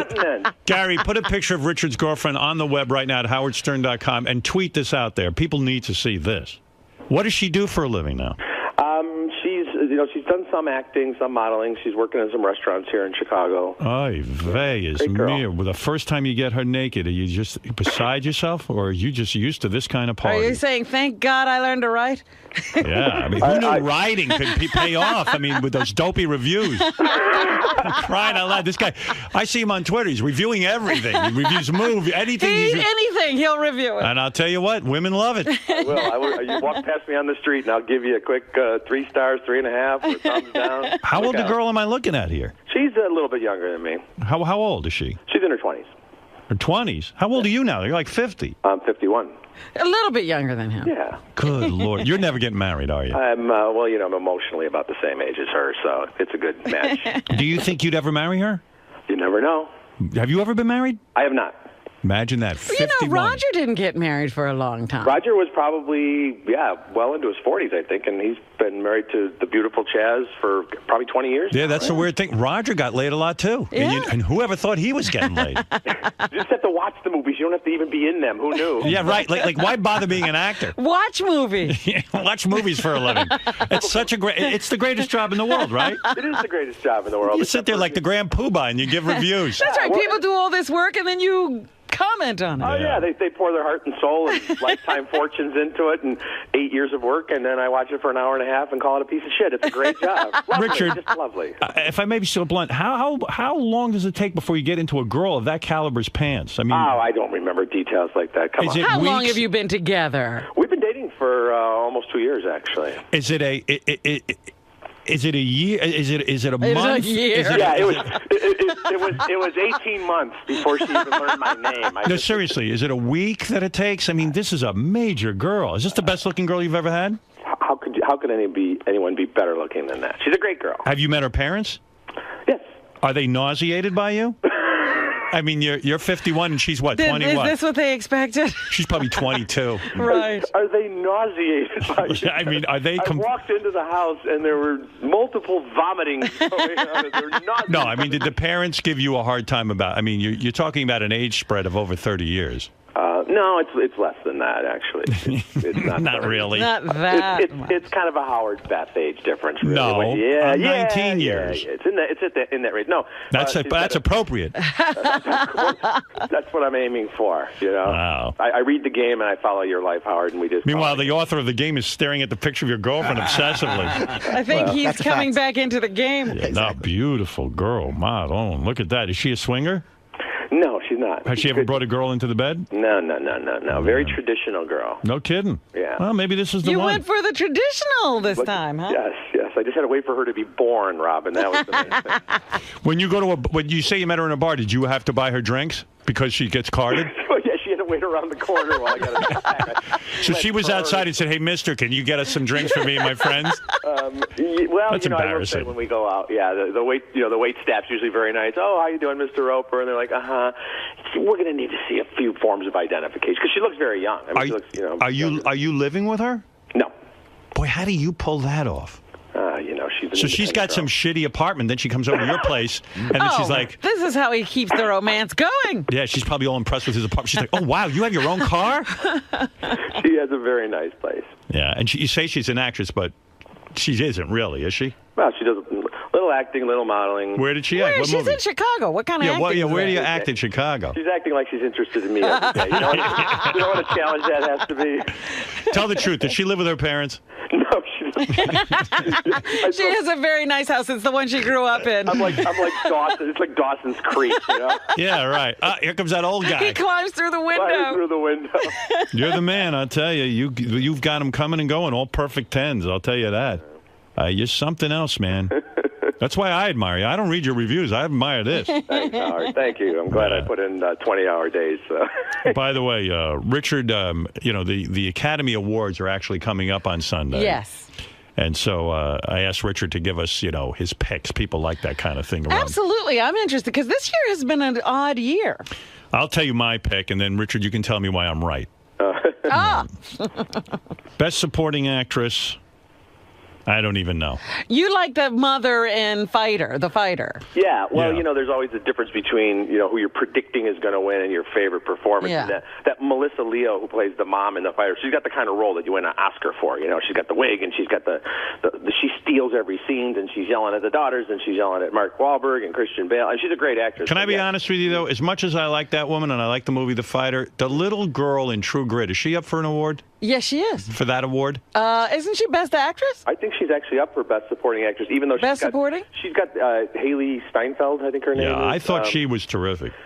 It's funny, too, because she's up for Best Supporting Actress, but she's got the lead in that movie. I mean, she's in every scene. Yeah, I thought she was going to be would have to be in the Best Actress category. Yeah, I mean, she's in the movie way more than Jeff Bridges or Matt Damon or anybody, but they can put, they don't have any rules for the Academy. They can put you in any category. Right. So they got her for Best Supporting Actress, even though she was really the lead. She would be the one that might win in the upset, because, the Supporting Actress category is sometimes where you get those strange choices like Mira Sorvino won and Marissa Tomei won. Right. I actually have almost seen all the movies this year that are up for, because that's why I think the Academy Awards don't do that well in the ratings, because some of these movies... They're very obscure. They're not the big blockbusters. But for Best Supporting Actor, it comes down to two guys. Who? Christian Bale in The Fighter. Right. And Jeffrey Rush in the King's Speech. Right. And in my mind, Jeffrey Rush deserves it. This guy is some actor, but I wouldn't be upset if Christian Bale got it. Christian Bale was amazing. All right, who's going to win that one? Christian Bale's going to win. I agree it's between those two actors, and the King's Speech might sweep the award, so they might hear Jeffrey Rush. But, he's got a Best Actor Oscar already, yes. So sometimes the Academy goes, all right, this guy's already won once.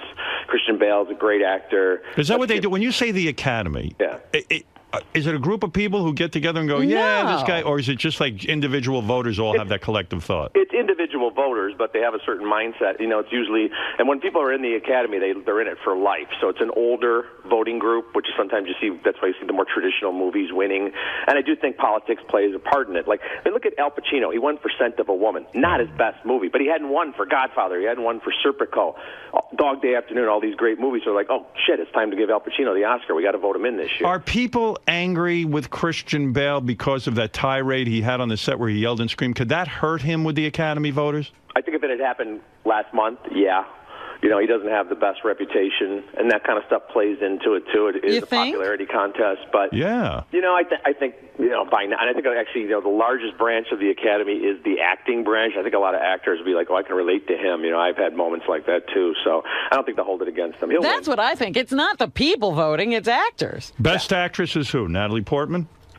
Yeah, Natalie Portman's going to win for Black Swan. I thought early in this that maybe Annette Bening would win for The Kids Are All Right. She was great. Yeah, she's great, and a lot of people thought she should have won for American Beauty. She's never won. She's married to Warren Beatty, so they're kind of Hollywood royalty, all that stuff. But Natalie Portman's winning every awards, It seems by the time we get to the Academy Awards, it's already almost been determined that there's no surprises. Yeah, and they moved them up a month, and everybody else just moved all their awards up a month, so it didn't matter. They should hand them out like in November. Now, if this guy, Colin Firth, doesn't win for Best Actor, I thought that was the performance of a lifetime in the movie The King's Speech. Am I right or am I wrong? You are correct, sir. I mean, I never seen it. Well, what's the competition? I don't know. This guy, I don't know what the other guys who are nominated, but this guy was spectacular. The other nominees, you've got James Franco for 127 Hours. I wouldn't watch that. 2 attempts for you? A whole movie of a guy cutting his own arm off? I can't watch that. Howard, it's a great movie, and that's just one scene in there.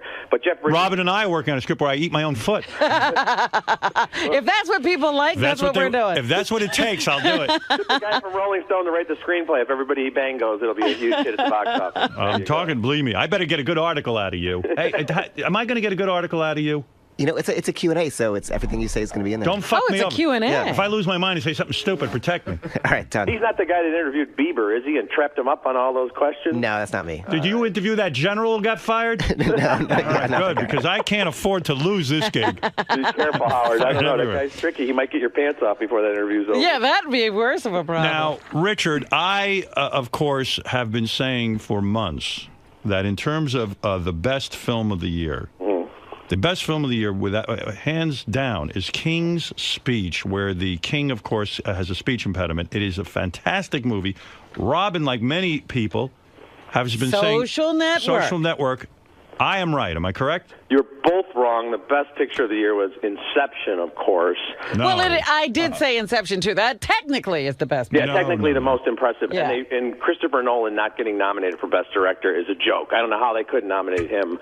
Are you saying Inception will win? No, I'm not saying it will win. It doesn't have a chance. It's between the two pictures you mentioned, and the King's Speech has all the momentum. I thought the King's Speech was really solid, kind of typical British drama, really well written, fantastic performances. But I thought The Social Network was amazing. They took the story of Facebook, which is a guy sitting in front of a computer and people giving depositions, and they made it thrilling. I can't believe you didn't like that. I liked it. I thought it was a good movie, but it was not as good as The King's Speech. How come a movie like Inception, if it's so good, why do you say it doesn't have a chance?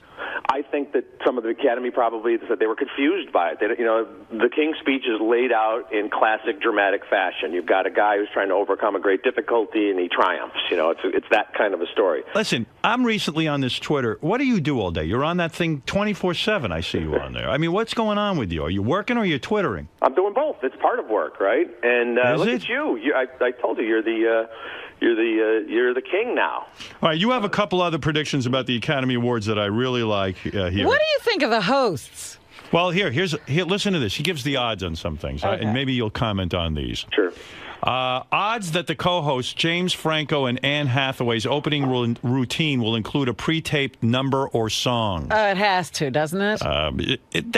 That's almost a given, right? They have to do a song. Yeah, that's why I put it at 1 to 2, so it's more likely that'll happen than not. Yeah. I mean, they've been doing all these pre-taped bits. You've seen any of these commercials. I think they're both pretty funny. It was an interesting choice. But you know what happens with the hosts every year? They come out, they do some pre-taped number, they do some Billy Crystal type song, and then they pretty much disappear for the next 3 hours. They're traffic cops because they have to cram in all those best visual, live animation, action, short categories. You're right. It's the Academy Awards have become a formula. In a sense, the host comes out, they do a song, they say some stupid stuff, and then boom, you hardly ever see them again. Which is good because then you say, okay, here you go. Yeah, then you make listen to this. Yeah. I love what you wrote. Number of times the winners will take out a crumpled, handwritten note and stumble over their acceptance speech. Wow. And you say your guess is 5. Yeah, it happens every time. I get these people, they come up there, they're all out of breath, and they're like, they pull out the napkin, or, I scribbled some notes on the way here. And I'm like, look, you've been nominated for like 2 months. Write something down. Get something prepared. Act like you've been there. Act like you know what you're going to do. You know what I think it is? It becomes the cool thing. Like, oh man, I'm so unprepared. I didn't think I was going to win. I never expected to win. It's a cool. Everyone wants to be cool, right? Exactly. These women get up there. Oh, I just spent 6 weeks not eating anything. 2 weeks at the hairdresser, makeup, all that kind of stuff. But I didn't really expect to be up here. This caught me so off guard. But this is great. My little crumpled napkin. Number of times winners will use an iPad or some other 21st century device as a notebook. Now, you say 0. I say at least once. It would be cool if somebody, actually entered the 21st century, got some great product placement. If somebody won for the Social Network, get up there and use your iPad, use your Droid. I can envision somebody whipping out their iPhone or Droid and like checking it or Twittering during it. Or having their speech written on it. Wouldn't that be something? Number of Justin Bieber jokes, you say at least 2. Yeah, there's always that, they have to be in the moment, so I'm sure the host will make a joke or there'll be some routine about that, You say number of times the orchestra will attempt to play off a winner who's going too long on a song, and you say 6 times at least. I think that's low. Especially in those early categories, when those people get up there, they've won an award for something you've never seen. It's somebody you've never heard of, and now they're thanking people that you really don't care about. And those are the ones that go on forever. It was a dream of mine to one day win the Oscar for Best Animated Documentary Live Short. But what's sad is the big stars get treated the same as the documentary winners. They really should give the documentary winners 10 seconds to make a speech. Right. And then finally, when someone like, I don't know. If Colin Firth wins. Give him a few minutes. Oh, especially with some of these actors, because it'd be great. Julia Roberts went up there and she just was rambling on. Just let her keep going. That's the greatness. That's why they're so afraid of insulting these documentary. In other words, they got to be even-handed. They shouldn't be. They should say nobody's there for them. Yeah, we got to keep this baby rolling. Yeah, if they got rid of all those, they don't have to get rid of those categories. Just have a luncheon like the day before and hand out those awards. Do a quick 30-second medley recapping that. Do the main categories. It'd be a 2-hour show. It'd probably get double the ratings. And, when Colin Firth wins or Natalie Portman goes up there, let them ramble on. Who cares? Here's an interesting one you write. A number of times, Richard Roper will bang his 17-year-old girlfriend on Oscar night. Man. You say at least 3. Do you watch in bed? You say 3 times at least, right? Well, I'm hosting a viewing party in Chicago, so people will definitely get their money's worth if that was the case. What will she wear to the party? Do you know? I have no idea. Does she ever go to restaurants with you and not wear panties? That's such a fantasy. No, that's unsanitary. Come on, Howard. Is that true? Does she ever around food? Will she ever does she do things for you that like wear a mini skirt and no panties? Howard, she does things for me like showing up at this point, How old was her last boyfriend? I have no idea. Liar. The last 2 couldn't reach his age. All right, here we Thanks, go. Robin. How are you doing over there? I'm teasing. I love you. Let's see. Number of lame tweets we'll get from various stars or their publicists on Oscar Day, 437. Number of times winners will thank their agents, 12. Number of times winners will thank their parents, 6. And fallen stars will get the loudest applause during the medley of dead people. You predict Leslie Nielsen. Ooh. I like that. Yeah. Dennis Hopper. Yes. Tony Curtis, Lynn Redgrave, and Jill Clayburgh. I always feel bad for the unknowns who don't get any applause. I know. People go, who? Isn't that the worst thing they do at the Academy Awards? They could just turn the sound down in the audience, but they do the medley of dead people, which proves that even after you die in Hollywood, there's still a pecking order. So people are like, oh, Jill Clayburgh, I remember her. She was great. Then it's like, oh, that's some 90-year-old makeup artist. I'm not going to clap for her. I didn't know her. It's horrible. Are you aware of Mr. Skin at all?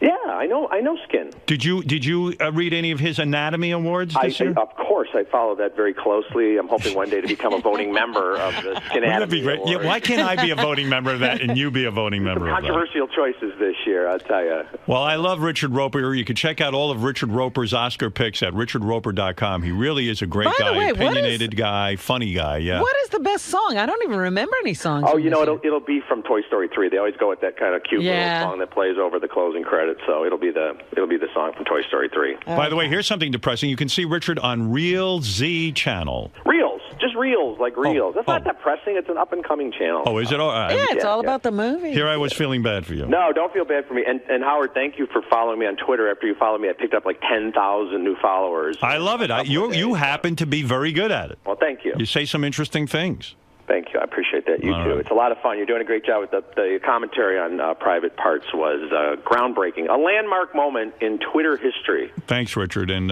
we'll look forward to hopefully seeing you in here soon. Yeah, good to talk to you. All right, later. All right. See you. That's the great Richard Roper who got the rug pulled out. The reason he's great. He got the rug pulled out from under him when Roger got his health fell apart. I know. Richard had a cush gig with Roger Ebert. And then Roger had that, I don't even know what it is. It took his whole fucking jaw out. He got the worst cancer. My God, it was in his throat and in his jaw. And he's the greatest, that Roger, because he had opinions on everything. And he still does. Yeah, I know. I read his Twitter. He can't talk now, so he constantly Twitters. Yeah. He's got Twitter diarrhea, like you wouldn't believe, and it's great. It's good to hear from him. That Twitter's a great invention for him. It keeps him current. Yeah. Well, anyway, do I have to take a break? Yes, we do. Oy vey. Can you imagine Roger would explode with all those thoughts in him if he couldn't get them out? Yep. His head almost exploded. That's what happened. The reason we love them so much. Boy, that was some picture of...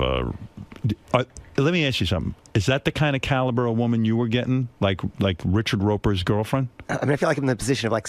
Be honest. Just be straight with me. Yeah, you look at that and you go... You could pick her up if you were there that night. It was across the board, but there were women that attractive for sure. They were that attractive? Yeah. Wow. When you had 5 in the bed with you, you'd have 5 girls that look like her? No. Right. And I believe that. That's believable to me. When you get 5 of them, you got to have a little smorgasbord. Right. You get a couple of 6s and 4s. But add it up, that's way over 10. Exactly. Hey, 5 2s are a 10. Any way you look at it. All right, that was Richard Roper. Neil Strauss is here. He's writing the article on Rolling Stone. Rolling Stone magazine is putting me on their cover. In fact, this is all being done rather quickly because it's the March issue. Right. So we have to get it. We have to wrap it up quick. What is your deadline on the article about me? You're interviewing me today, and when do you have to have your article in? Next week. Next week. Yeah, I'm promised a follow-up phone call with you. We'll see. Sure. Okay. I'll do it. I was going to ask, is there a situation where they go to you, look, we need more or we want more in that area, and you have to come back? Yeah, and they'll always say that. Listen, when we're done, you won't need more. When I do an interview, I put it all out there, and then you'll have enough. You won't need a follow-up phone call. Look at me. All right. Do you need a follow-up phone call? No. You just promised me one a minute ago. You're not going to need it, though. Okay. You understand? That'd be amazing. Right. That'd be amazing. I'll like you a lot better if you don't follow up. Listen, I get people in here. I had Bill Murray on for an hour the other day. Right. I didn't get any follow-up. That's it. But you wanted to. You said afterward you wanted to talk to him again. I did. Right. Well, But he doesn't get it. I don't get it. Right. Neither do you. No, whatever you need, I'll cooperate. Believe me. I didn't realize you were so prominent with this pickup book of yours, The Game. Well, we'll see how good he is if he can turn JD into a ladies' man. Maybe he can't. I think of me, you're matching him. I think we've got a challenge for you. I still don't understand, though, what you're saying. And I'm not. In other words, okay, you didn't get laid till you were 21. Right. You were, a nebbish. Right. A glom. Right. A dweeb. Keep going. Could you call him more names? A mishkite. You were all these things. Right. And suddenly, you had this epiphany. Right, but it was step by step. Right, and you said to yourself, I don't want to go through life not being the guy who, is a wallflower. I don't want to be the scum of the earth the rest of my life. I want to evolve into something more than that. I want to get beautiful women. Right. And you set out on a plan to discover how to do this? Yeah, well, I had actually given up because... Clear your throat.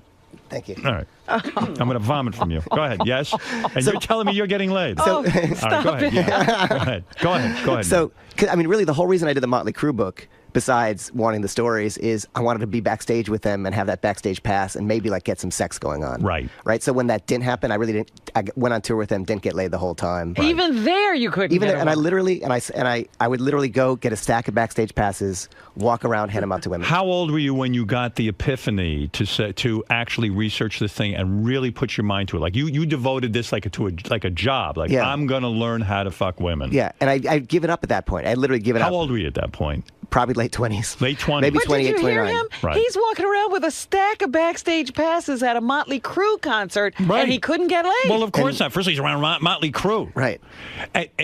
And you had lost your hair already at this age, in 20s? Yeah, but I was in the Rogaine phase. You were in the Rogaine phase. Right. You were losing your hair. How tall are you? I'm 5'6". You're 5'6". You're a short guy. Oh, you're balding. You're a real mess. Right.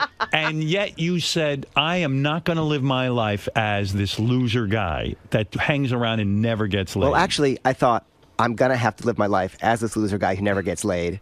Right. And then one of Judith Regan's editors found this community online of this secret online community of pickup artists. Right. He said, why don't you check this out and write a how-to book for me? Oh, so Judith hired you to write the book about Well, I said I pretended like I wanted to do it. I had no interest in writing the book. Right. I just wanted to find out these tips and things. So you were getting paid, because I was going to say to you, this is a full-time job. How did you make money during that period? But Judith Regan's book company was paying you. Well, here's what's crazy. I was writing for the New York Times at the time. Right. And so when I went into this world, I changed my name because I figured if the New York Observer or some of those papers that like to bash the Times found out this Times reporter was posting his entire sex life and frustrations online in this community. She had a pseudonym. Torture me, yeah. So I had no intention to write a book till it got kind of crazy. All right, so what was really the big game changer for you, where you were getting models that looked like Richard Roper's girlfriend, and you were getting like yeah, super, was there one tip 5 that girls in bed? Right there, I mean, changed it exponentially? There was a moment when I realized... Clear your throat, for Christ's sake. All right. There was a moment when I realized I got it, but it was a step-by-step thing. And I think the moment was when I took a workshop, as they call it, with that guy Mystery from the VH1 show back before that. Mystery is a guy who teaches. He's a guy who teaches. He's one of maybe 20 guys in this little world. And this really works, because I look at Mystery on that show and I go, I would never talk to him. Because you're looking at him like that. If he's saying out in the wild, you would look at him. Now, so... And his name is Mystery? Is that his pickup name, Mystery? Do you have a pickup name? I do, and I did. And what is your name? Oh, God. It was this is horrible. It was Style. Style? Right. All right, get out of here. Rolling Stone, send me someone else to be interviewed. Let me tell you something. It's a weird Fight Club thing. I was in the airport coming here. Who gave you that name, Style? Yourself? Or I think Mystery gave it to you. And the reason you have these is not like because it's a cool thing. It's because... Pump you up. Because you don't want not even to pump you up. You don't want girls you meet to look you up online and find out what you're doing, so you make up just a handle or a code name in the You internet introduce chat yourself rooms. to these women as Style? No, of course you not. could You say you're actually Neil. say that? You said I'm Neil. Yeah, you give him your name. Okay, yeah. but when he was coaching you and stuff, you don't want. He calls you Style so that you're not recognizable. I mean, I was walking through the airport today, and some guy said, the security guy goes, "Oh, hey, Style," at the thing. It's a weird Fight Club thing. It's strange. Yeah, my name was Hook Nose. That's what they call me. It didn't sound sexy. That's right. And so, what was the game changer? In other words, all of a sudden, I'll tell you the moment. You had a first conquest. Right. What was the moment? I mean, there were two moments. One was the first time I went out with Mystery. We went to this place called the Standard in Los Angeles. Go ahead. There were just a couple couples in there. He says, "I'm going to show you how it's done." Scott Baio was there with his girlfriend, and there were 2 other couples. I said, "Let's leave." Right. He walked, and Scott Baio's girlfriend was gorgeous. And this guy, Mystery, he doesn't in. even get intimidated. You're like, let's leave because Scott Baio's there. We're not going to get anybody Right, and it's here. all couples. You already were feeling, and it's all couples. And he said, no, we don't leave. Right. We're fucking tonight. Right. Look at this guy. Go ahead. Okay, now take me with you. Go ahead. Right. So, yes? So he walks up to the group. Scott Baio's there, 2 couples. Right. He walks in, and over the course of about 15 or 20 minutes, gets this girl to give him her phone number. Which girl? The girl who's there with the guy? Scott Baio's date. And Scott Baio's... Mystery, or whatever his name is. Scott Baio's date. Got the phone number off of Scott Baio's date. And Scott Baio literally goes to me, is this... And he does a little bit of magic in his thing. That's his shtick. Yeah. And he goes, is this a trick, or is he actually stealing my girlfriend? He literally said something along those lines to me. And that's when I said, okay, this is possible. Wow. Yeah, so that was the epiphany. And how did he get the number? By doing like his magic trick or something? Or Well, the whole thing is you walk in, especially if you're not a good-looking guy, you don't hit on the girl, obviously, because as soon as you hit on her, she's going to be creeped out. You need to buy some time to show your personality. Right. If she's with guys, you need to win over the guys, show that you're harmless. So he just walks in, starts a casual conversation, pretends as if he's about to leave, so it's harmless, right? Right. And then steps back and says, by the way, I'll show you something interesting, and he starts doing the magic. And he's doing it for the guys, and the guys, they're probably bored, right? And they're like, oh, here's a guy who's entertaining us, that's great. And slowly he sort of starts working his way toward the girl. Right. It's really smart. And chicks So it's all subtle. And these chicks, they love magic. And it's not... They're suckers for that magic. But not even my wife, who used to... David Blaine? David Blaine, she was like, oh, and he does that magic. I go, what the fuck is with this magic? Yeah, it's because you do the magic where they don't believe it's magic. So did you take up magic? Was that your thing? It wasn't my thing, but I did learn enough that I could have done, like, walked around tables and done it. But you're not there with cards. Right, picking up women is hard. It's a lot of work. That vagina you got is a gold mine, Robin. Yeah. You don't use it, I'm telling you, you don't use it enough. That's the main thing. People think it's threatening, but you realize all the crazy extremes these guys go to. But you're not doing... So how did you... But still, so you're doing magic tricks at a table? And did Magic fuck Mystery? Did he fuck Scott Baio's girlfriend? He got the phone number. I don't think he ended up sleeping with her. He walked away with the phone number, which to me was enough as a guy who can approach. That was enough in that moment. And that was an epiphany for you. Right. That was an epiphany that was even possible, that a human being who wasn't So how do famous you could turn that. into a stud? Where did you go to get laid and all this? I mean, from that moment, it was just obsessive practice and learning from those guys. And you start small. You just say, if I can do an approach without getting rejected, great. Okay, now let me do an approach without getting rejected, and now stay in the conversation a little longer so she doesn't want me to leave. Great. And maybe that's another month at work. Next month is now how can I get the phone number, and that's great. And then for the longest time, right, I could walk in, I could get anyone's phone number, but then how do you cross the bridge to making out with her? That was the biggest. Yes. That was the biggest trouble. What was the bridge there? Here was. Do you want to know? Yeah, I want to know. Yeah, What do you okay. think I'm doing here? We're asking the question. I know what it is. Roofies. Exactly. So for me, because again, I couldn't possibly believe a girl would ever find me attractive. So I'd go on dates with these girls. I couldn't pull the trigger, and they would get bored and leave. Right. You know, You're because the friend all the time. Right. Yeah. So this sounds cheesy to say, but I'll tell you what it was for me. Yeah. I did this. So we had little names for the routines we would do because I had like a little script that I just sort of figured out that started working, and I can tell you what it Give me the script. Okay. Damn it, you're all embarrassed. Just do it. It was called the evolution phase shift routine. Evolution phase shift routine. This sounds horrible, and here's what it was, which was you can't just if you just kind of make a lunge for a girl, even if she wants to kiss you, her autopilot response is to back off a little bit. Right. So what you have to do is start getting her comfortable with touch slowly in a kind of comfortable way. Yeah. How do you do that? Right. So and this is what I did, and this isn't what I do now, but this is Right. what I did to get over that hurdle for myself. Okay. Okay. So the first step was I knew as an insecure guy, as soon as I think, should I be kissing this girl? It's time to kiss her. It means she's ready because, well, why else would I think that? Right. Good thinking. Yeah, go ahead. Oh, yeah, that's what most rapists say. Go ahead. So what is the groundbreaking? What was the move? So the first move is... Second I see a girl, I think I should be kissing her. Exactly. Right, but go ahead. No, I think, is she ready for it? So the first move is... I would tell her that she smelled nice, right? Go ahead. And I'd lean in, I'd kind of smell her down from like the top of the neck down to the bottom of the neck. Okay, you smell He them. said it works for dogs, so I don't know. Right. Right. And no one has a problem with that. No one's going to say you can't smell me. And once you lean in and smell her, you're now You're close, You're yeah. close, and then you back off. It's a safe thing, and we discuss a little bit smell and how we're hardwired to respond when people smell us. It's like dogs; they get all the information they need from about mating and things. It's a natural response, and I talk about that for a little bit. Right. And the truth is this. Here's the funny thing that I realized after the game. I thought this was maybe a trick to get someone to kiss me. I really realized this is all to make myself comfortable actually kissing her. Right. But I'll give you the rest of it really quickly. Yes. So second move is I talk about hair pulling. That's the other thing I would talk about how, kittens would grab each other by the scruff of the neck and we're kind of wired to respond, or lions would bite each other's manes when making love. And I'd kind of say, and my favorite thing when I had hair was when someone would kind of reach up and pull the back of my hair, and I'd actually do that with her if she didn't have extensions. That's the one. Really? So I kind of take her and I pull her hair back, and in a firm, quick, kind of nice feeling way. Really? That was step 2. Yeah. That's insane. But at that point, they're not going to have a problem with it. Maybe we've been talking for 20 minutes at that point if I just met her or something. Okay. So that was step 2. Then you back off a little bit. Step Did you ever 3. accidentally pull off a wig like a chick was going through chemo? No. I learned the hard way about the extensions. Okay. So the third step, and this is the crazy one, was I would say, but the most interesting thing, and what you're doing is you're not just getting her comfortable with safe touch, you're also demonstrating you know something about a woman and sexuality. Right. So the third step was, I would say, but the best parts of the body, the parts that never see the sunlight, the parts that bend the most, and I'd say like that part on the opposite side of your elbow. Yeah. And that part under your leg. And if she was comfortable with it, I'd touch both parts. Really? And the next step is I would say, you know what? Next time you're with a guy, you got to have him bite you there. It'll drive you nuts. And she'd say, okay. And I'd say, what the hell? I'd grab her arm and I'd bite her right there. Really? Yeah. And literally in the middle of a club, I've done it on planes, all kinds of crazy places. And they didn't arrest you? And they didn't arrest me. Robert, this is unbelievable. I'm shocked. But here's why. Here's why. Each step is a compliance test. If she agrees with each step, you're sort of saying, okay, I can move one step further. And it worked for you. And it worked. Well, it must have. Wow. And the next step was neck biting, and then the next step was making out. Go bite Lisa G's neck. Let's see what happens. I'll be right back. Bring her in here. Let's see if we can do this. Yeah, right.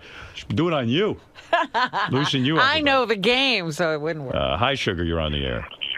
Hey now. Hey now. How are you guys?